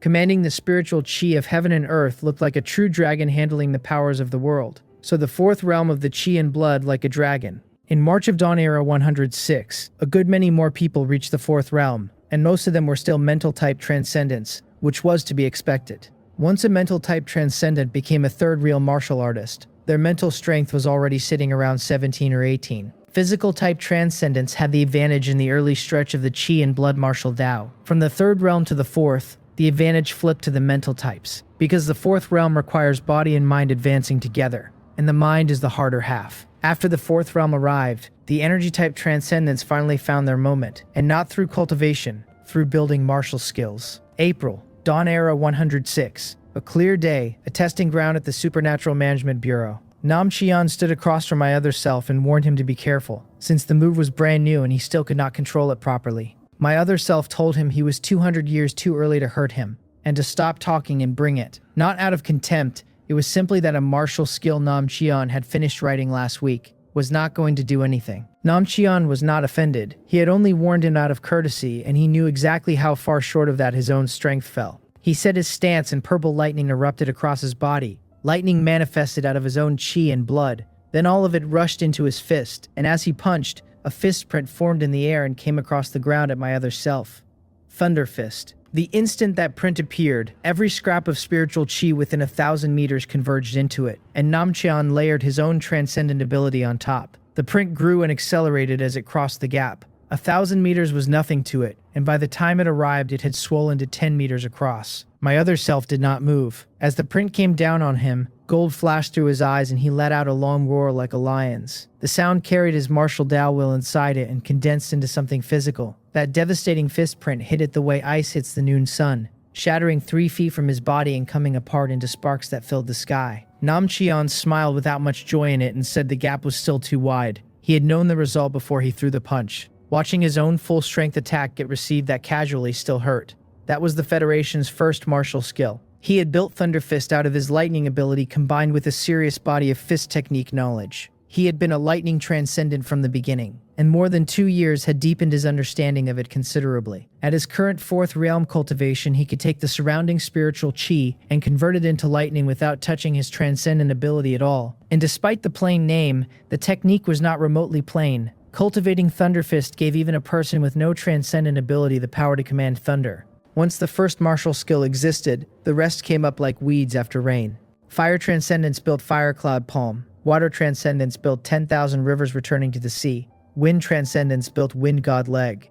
Healing Types built a healing technique. Every energy-controlling Transcendent in the Federation built something matched to what they already were. A few mental types with no offensive ability at all built mental martial skills. Though with their mental energy still low, the power was nothing special. In June of Dawn Era 106, while everyone else was deep in the martial skill craze, he was cultivating. His own progress had slowed by then, and from the outside it still looked absurd. Since reaching the 3rd realm, he had never stopped, and his strength was now 8 million kilograms with speed approaching 6 times sound. As for martial skills, with that many examples in front of him, he decided to take his time and build one of genuinely unmatched power. One day, going through the growing library of skills, one of them caught him. Its creator had a transcendent ability that controlled the magnetic field within a certain radius, and the martial skill built on it was a speed technique. The principle was to use chi and blood to simulate a magnetic field, then use the planet's own magnetic field to accelerate. What caught his attention was not the speed.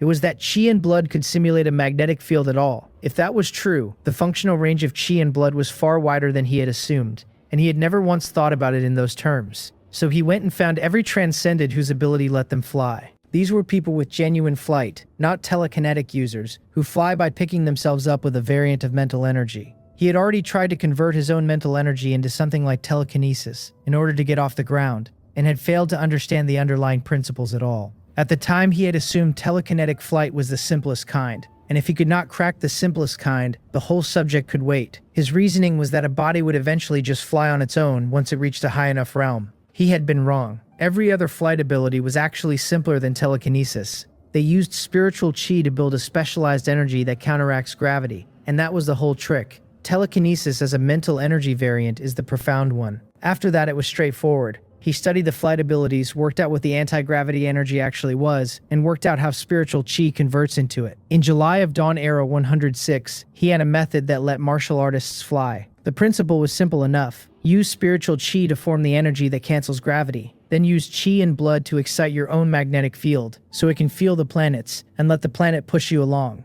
Testing put his own flight speed at 10 times the speed of sound, presumably because his physique was so far ahead. He released the method, and any martial artist at the 4th realm could use it.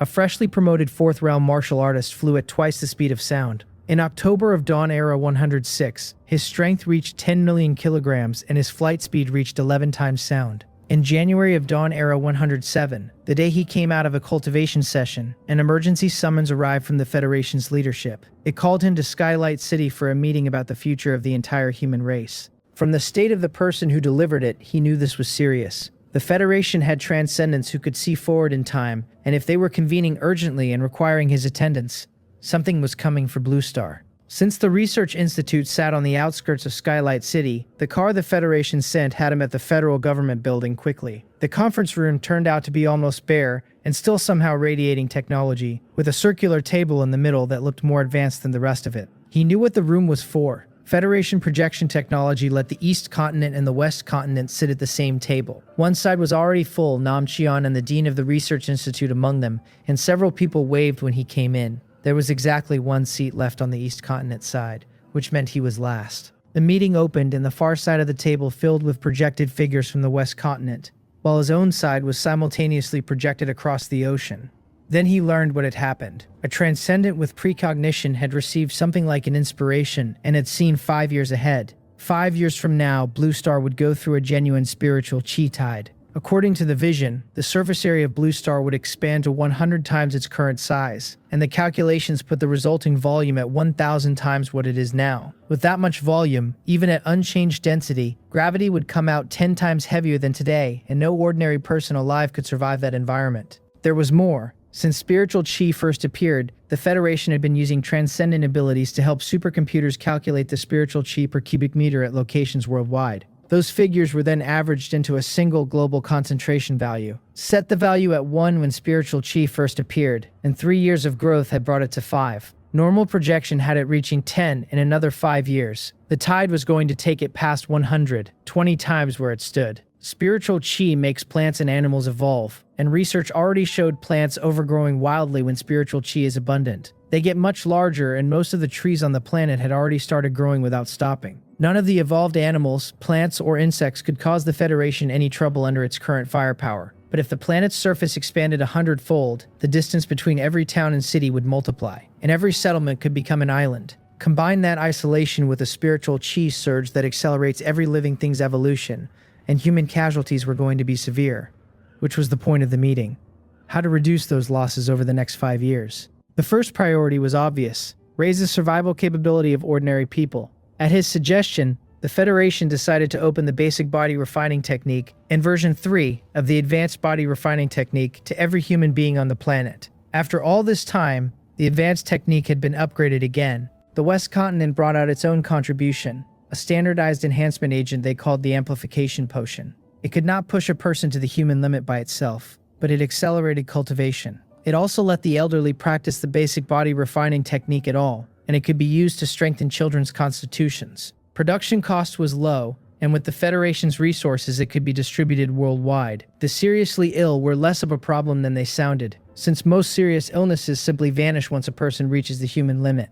For the rare and difficult cases, the Federation had potions that worked. The basic body refining technique could also be adapted, and with help from someone who had already condensed chi and blood, even the disabled could reach the human ceiling. The Federation was not going to write anyone off. At the scale the Federation operated on, those were not real problems. With the amplification potion and enough resources behind it, 5 years was enough to take every human being over the age of 5 to the human limit without disrupting society. At that level, people would live normally even if gravity came in at 3 times current, and would have some ability to fight back against evolved animals. Children under 5 were low enough in mass that between that and the amplification potion's general strengthening, heavier gravity would not endanger their lives. Then communication and energy. Those had answers too, and the answers came almost entirely from the abstract concept Transcendence, who had handed the Federation an enormous amount of technology that had no business existing. First among them was a super satellite. 2 of them were enough to monitor the entire globe at millimeter resolution, and they could judge an individual's strength from the amount of energy inside them.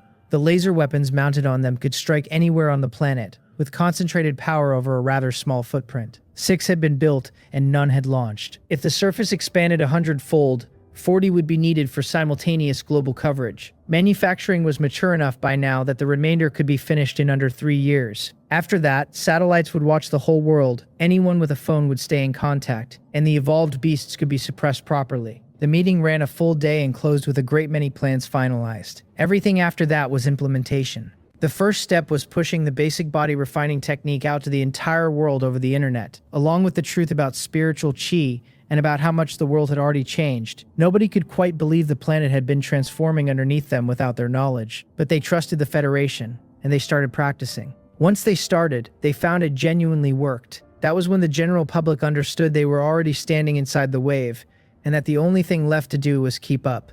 In February of Dawn Era 107, with the amplification potion in distribution, cultivation speed climbed everywhere and the whole world fell into a training frenzy. The Federation's food resources were deep enough to feed everyone, even with appetites climbing under the basic body refining technique. Society still had to keep running. The Federation ordered every enterprise to give personnel at least 2 or 3 days off per week without cutting profits, and capped daily working hours at 8. Inspectors would verify the situation on the ground, and any business that took a genuine loss would be compensated by the Federation. Any business that pretended to comply while doing otherwise would simply cease to exist.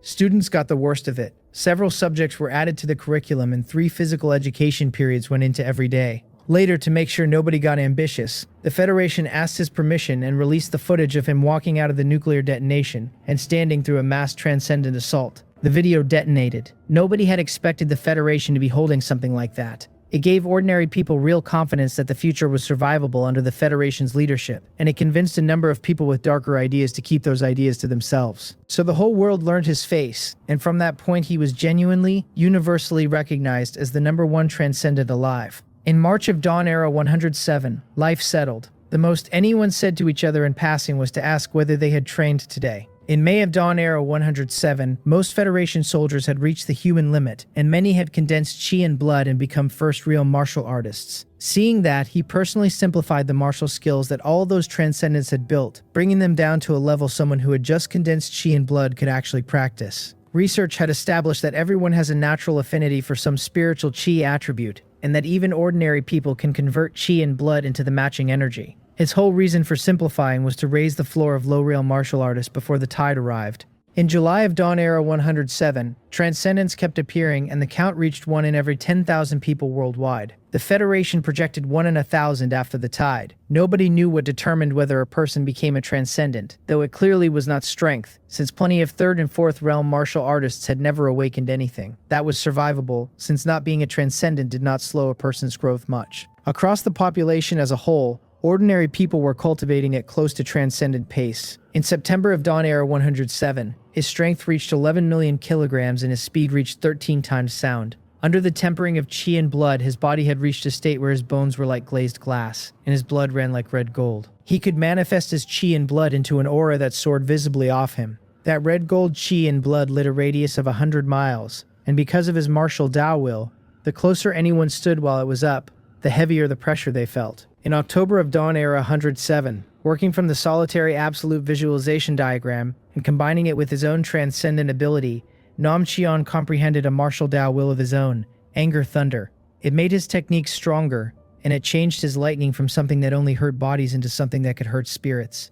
In November of Dawn Era 107, 4th realm martial artists began comprehending their own martial Tao wills one after another. In January of Dawn Era 108, with those transcendents and martial artists offering their insights freely, he comprehended every one of their martial Tao wills himself. Then he took his own as the core to command all of them and combined the whole with his understanding of soaring, arrogant chi flame. Reaching the state where heaven and man become one, he built a peerless martial art out of it. The unity of heaven and earth style. Human strength has limits, and heaven and earth do not. He did not deny that a body might eventually be raised to the point of contending with heaven and earth directly. It was simply not something he could do yet.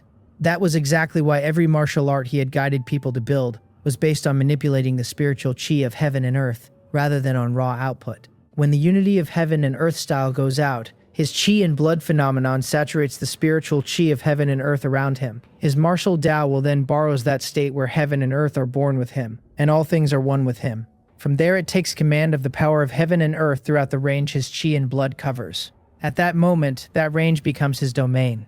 Inside it, nobody else can control spiritual chi, and everybody else takes the combined pressure of his mental energy and the world itself. He can move the spiritual chi and the power of heaven and earth freely in there, release any elemental ability he understands, and fuse them into something considerably worse. A pity there was nobody on Blue Star who would ever make him use it. In March of Dawn Era 108, with martial Tao wills spreading, everyone's cultivation accelerated, and the current fastest had reached 600,000 kilograms of strength. In April of Dawn Era 108, 1 in 1,000 people worldwide had reached the human limit, and some had already condensed chi and blood. Outside the military and the key personnel the Federation was deliberately cultivating, everyone received exactly the same resources, and the Federation investigated private trading and enhancement agents ferociously, imprisoning buyer and seller alike. So the people at the front of the curve were genuinely gifted, absorbing energy more efficiently than their peers, and the ones who had refined chi and blood especially so. The Federation recruited the cleanest of that earliest cohort into their local supernatural management bureaus and raised their resource allocation. Those were the people who would hold the line once Blue Star expanded. In Dawn Era 109, his strength reached 15 million kilograms, his flight speed reached 16 times sound, and the reach of his chi and blood phenomenon grew again. In Dawn Era 110, a tenth of the world's population had reached the human limit, with everyone over 5 projected to reach it by the end of the following year. In March of Dawn Era 111, Nam Chan and a handful of other fourth rail martial artists drove their bodies to 1,200,000 kilograms. Then they found that nothing they did moved the number any further. He recognized what that was. It was the ceiling of what chi and blood could do for a body. Past that point, chi and blood could not improve the frame any further unless the chi and blood itself underwent a major sublimation within the same realm. Unfortunately, with the Federation's current knowledge base, building a method that sublimates chi and blood into a higher grade of transcendent energy was not a 1-year or 2-year problem. Even the advanced body refining technique had only reached its current form over years, which was the reason martial artist strength had climbed as fast as it did. He knew perfectly well that the quality of his own chi and blood far exceeded everyone else's, and that this came from a change in the essence of his life. The mechanics of that were not something he could fully explain yet. The deeper issue was structural, and it applied to him as much as to anyone. Strip away their transcendent abilities, and neither he, a visitor from another world, nor any person in the Federation, transcendent or otherwise, had a single genuine transcendent organ anywhere in their bodies. Acupoints were only acupoints and could not be opened into pocket space. Meridians were only meridians. Even the brain was only a brain, with nothing like a purple mansion inside it, and the chi and blood a martial artist cultivates is stored across the cells of the whole body. That structure has advantages. Martial artists are extremely hard to put down, and chi and blood makes their injuries close very fast. There is also no such thing as crippling a martial artist. Short of killing him outright or cutting off his limbs while he is imprisoned, you cannot take away his ability to move. Past the fourth realm they can fly, and even without hands and feet they can bring real combat power to bear on martial dowel alone. Given all that, his conclusion was practical. The tide was close, so the correct move was to raise combat power as far as possible right now, and to keep studying chi and blood sublimation slowly in the background. The body had stopped improving, but mental energy had not, and better mental energy meant both a stronger martial Tao will and a wider draw on the spiritual chi of heaven and earth. In June of Dawn Era 111, in the time he had between cultivation sessions, he kept working on the sublimation problem. The first thing he tried was folding his own spirit into his chi and blood as well. It went in easily and nothing dramatic happened. All he got out of it was control over his chi and blood at the microscopic level. He was not disappointed. Nothing about sublimation was going to be that simple. So he turned the question around and started asking how to raise the combat effectiveness of fourth rail martial artists whose bodies had already hit the ceiling. Watching his own chi and blood shift shape under that new microscopic control, he sat with it for a long time. In the end, by studying part of the change in his own brain and combining it with that microscopic command of chi and blood, he built the martial Tao Dharma image condensation method. To condense a Dharma image, a practitioner first folds their spirit into their chi and blood until control reaches the microscopic level. Then, working from a schematic of his own neural meridians and a construction diagram he provided, they used chi and blood to build an enlarged version of themselves. The Institute's calculations confirmed that anyone who had condensed a martial Tao will already had the mental strength to build one from the schematic and the diagram. The first function of a Dharma image is raw computing power. Condensed out of spirit and chi and blood, its processing capacity synchronizes with its user. Even at a tenth of his own capacity, that is enough to lift a person's combat power substantially, because it amounts to strapping an external supercomputer to a fighter. With that much computation available, questions like how to spend the least force for the greatest effect stop being hard. It improves endurance in a fight, it sharpens battlefield analysis, and it lets a martial artist facing something stronger than himself calculate his way out. It is not only computing power either. Built to his specification, a Dharma image is also a very good combat machine, and beyond that it is an amplifier that widens the range of spiritual chi its user can command. In September of Dawn Era 111, a great many people condensed their own Dharma images, and the construction diagram let each person build one with attributes matching the energy they controlled. The only disappointment was scale. For anyone other than him, 10 meters or so was the practical ceiling. Even his own could not exceed 100 meters if he wanted maximum amplification, though the amplification did very little for him personally. As more and more people built them, martial artists effectively entered the age of piloting giant mecha. In November of Dawn Era 111, every person over the age of 5 in the world had reached the human limit. 4 and 5-year-olds could withstand the coming increase in gravity. As for infants, no newborns had arrived since the day the Federation released the news. By the Federation's count, it now had 1,356 fourth realm martial artists and 132,200 at the third realm. Most of the third realm group had only just crossed 120,000 kilograms. With the tally finished, the Federation scattered them across every county to hold down unrest and keep casualties low. In January of Dawn Era 112, under Federation coordination, every citizen on the planet spent that day standing outside their own city. Everything valuable had been carried out of the buildings beforehand, since those buildings were expected to come down under rising gravity and expanding ground. Night fell. A purple-gold aurora tore open the sky. The spiritual chi tide had arrived, and when that aurora spanned the heavens over Blue Star, every living thing on the planet felt something move through it that none of them could name. Under observation from the Federation's observatories and satellites, Blue Star expanded fast. It was not plate tectonics. It was expansion at the level of space itself. Mountains rose higher, plains split open, and the oceans deepened at a rate the naked eye could follow. The surface of a planet that had only ever had 2 continents grew and kept growing, and eventually those 2 continents stretched until they met and fused into a single supercontinent. Where they collided, the compression threw up a continuous mountain range that ran along the seam. Strangely, the atmosphere did not thin. It grew alongside the planet under some force nobody could identify, and surface pressure and oxygen levels held steady the whole time.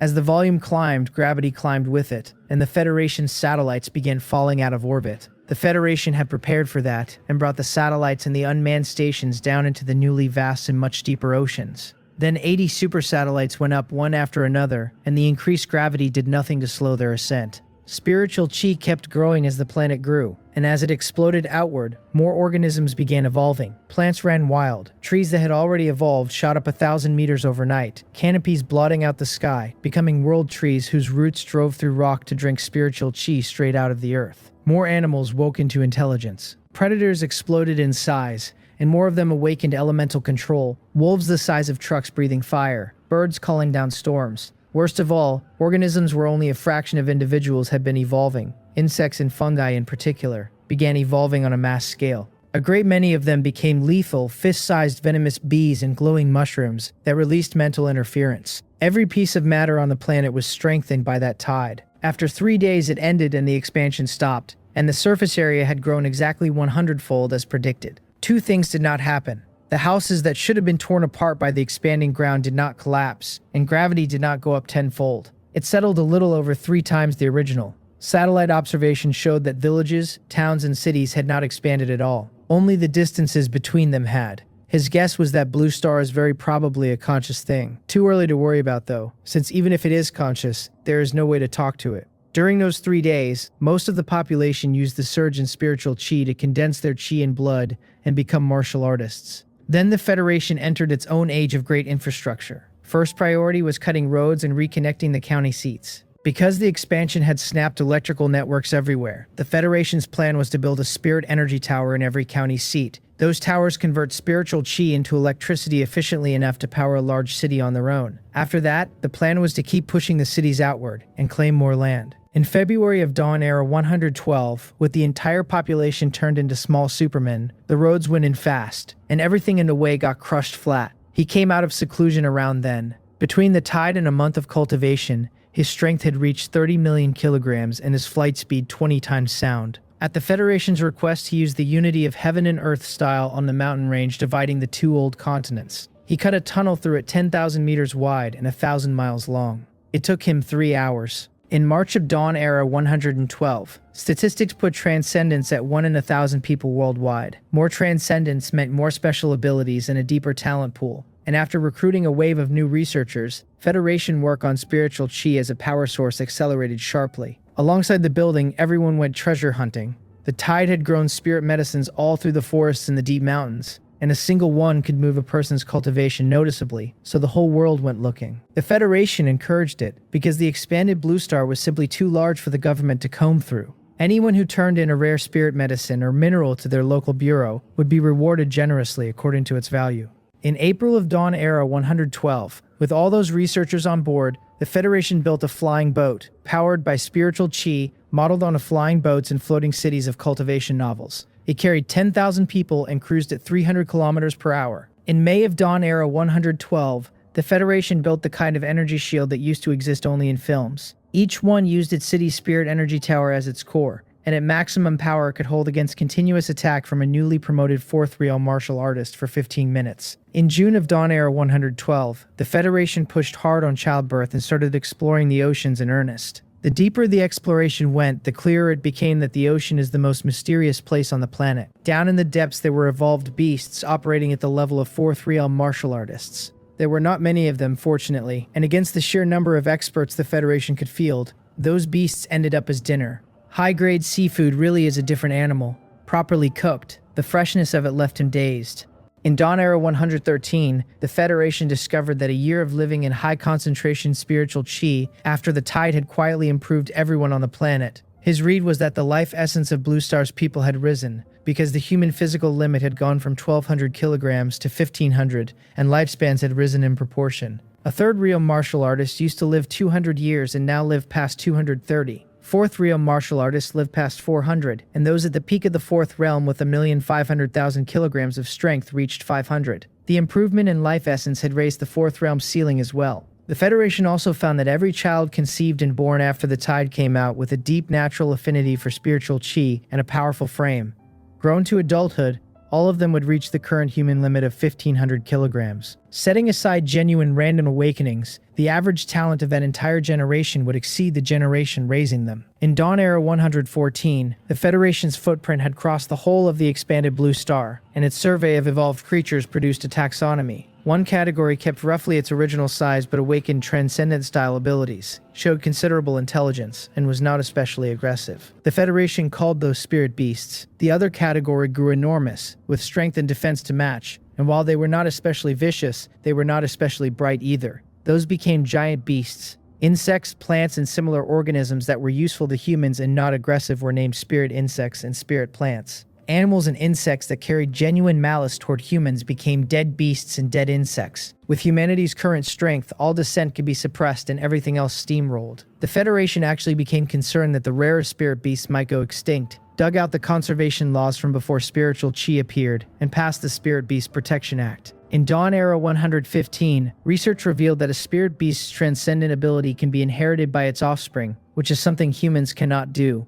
The inherited abilities were very weak, and it was still enough for spirit beasts to start forming distinct transcendent lineages. Fortunately, humanity had the martial cultivation system. Without it, given spirit beast intelligence and inherited abilities, whether humans would still be running this planet in a few centuries would have been an open question. In Dawn Era 116, the Federation began artificially breeding several fast-reproducing spirit beast species, because he and several Institute researchers had built the Spirit Pact technique. The technique let a human and a spirit beast form a pact. It did not have much binding force yet. All it did was open a telepathic link and let both sides understand each other's speech, which put the relationship somewhere between what humans used to have with pets and something closer than that. As the technique improved, the binding force would grow, and at that point the strength of the spirit beasts becomes the strength of humanity. People in the military and the Supernatural Management Bureau had already learned the technique and signed pacts with Federation-bred spirit beasts. As for which spirit beast breeds easiest, the answer was never in doubt. Most of what the Federation bred were rats, and rats that had become spirit beasts turned out to be genuinely cute. In Dawn Era 117, his strength reached 100 million kilograms and his speed reached 30 times sound.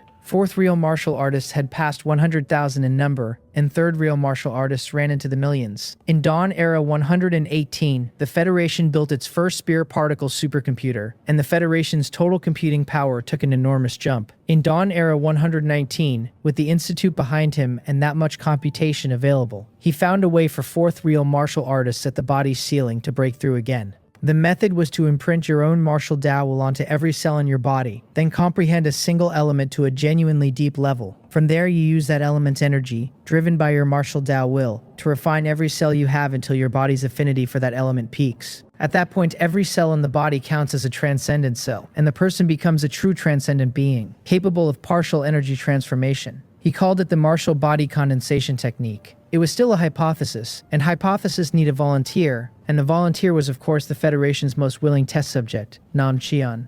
In the first month, Nam Chian used the spirit particle supercomputer to imprint his martial Tao will across every cell in his body. In the second month, since his comprehension of the lightning element was already deep, he refined every one of those cells into transcendent cells without difficulty. At the moment the refinement finished, purple lightning flashed across his entire body, and the surrounding spiritual chi surged toward him violently, and the disturbance did not settle for 3 days. Everyone watching was elated, and rightly so. The martial body condensation technique worked. Then they tested him. Strength first, and his 1,500,000 kilograms had become 3 million.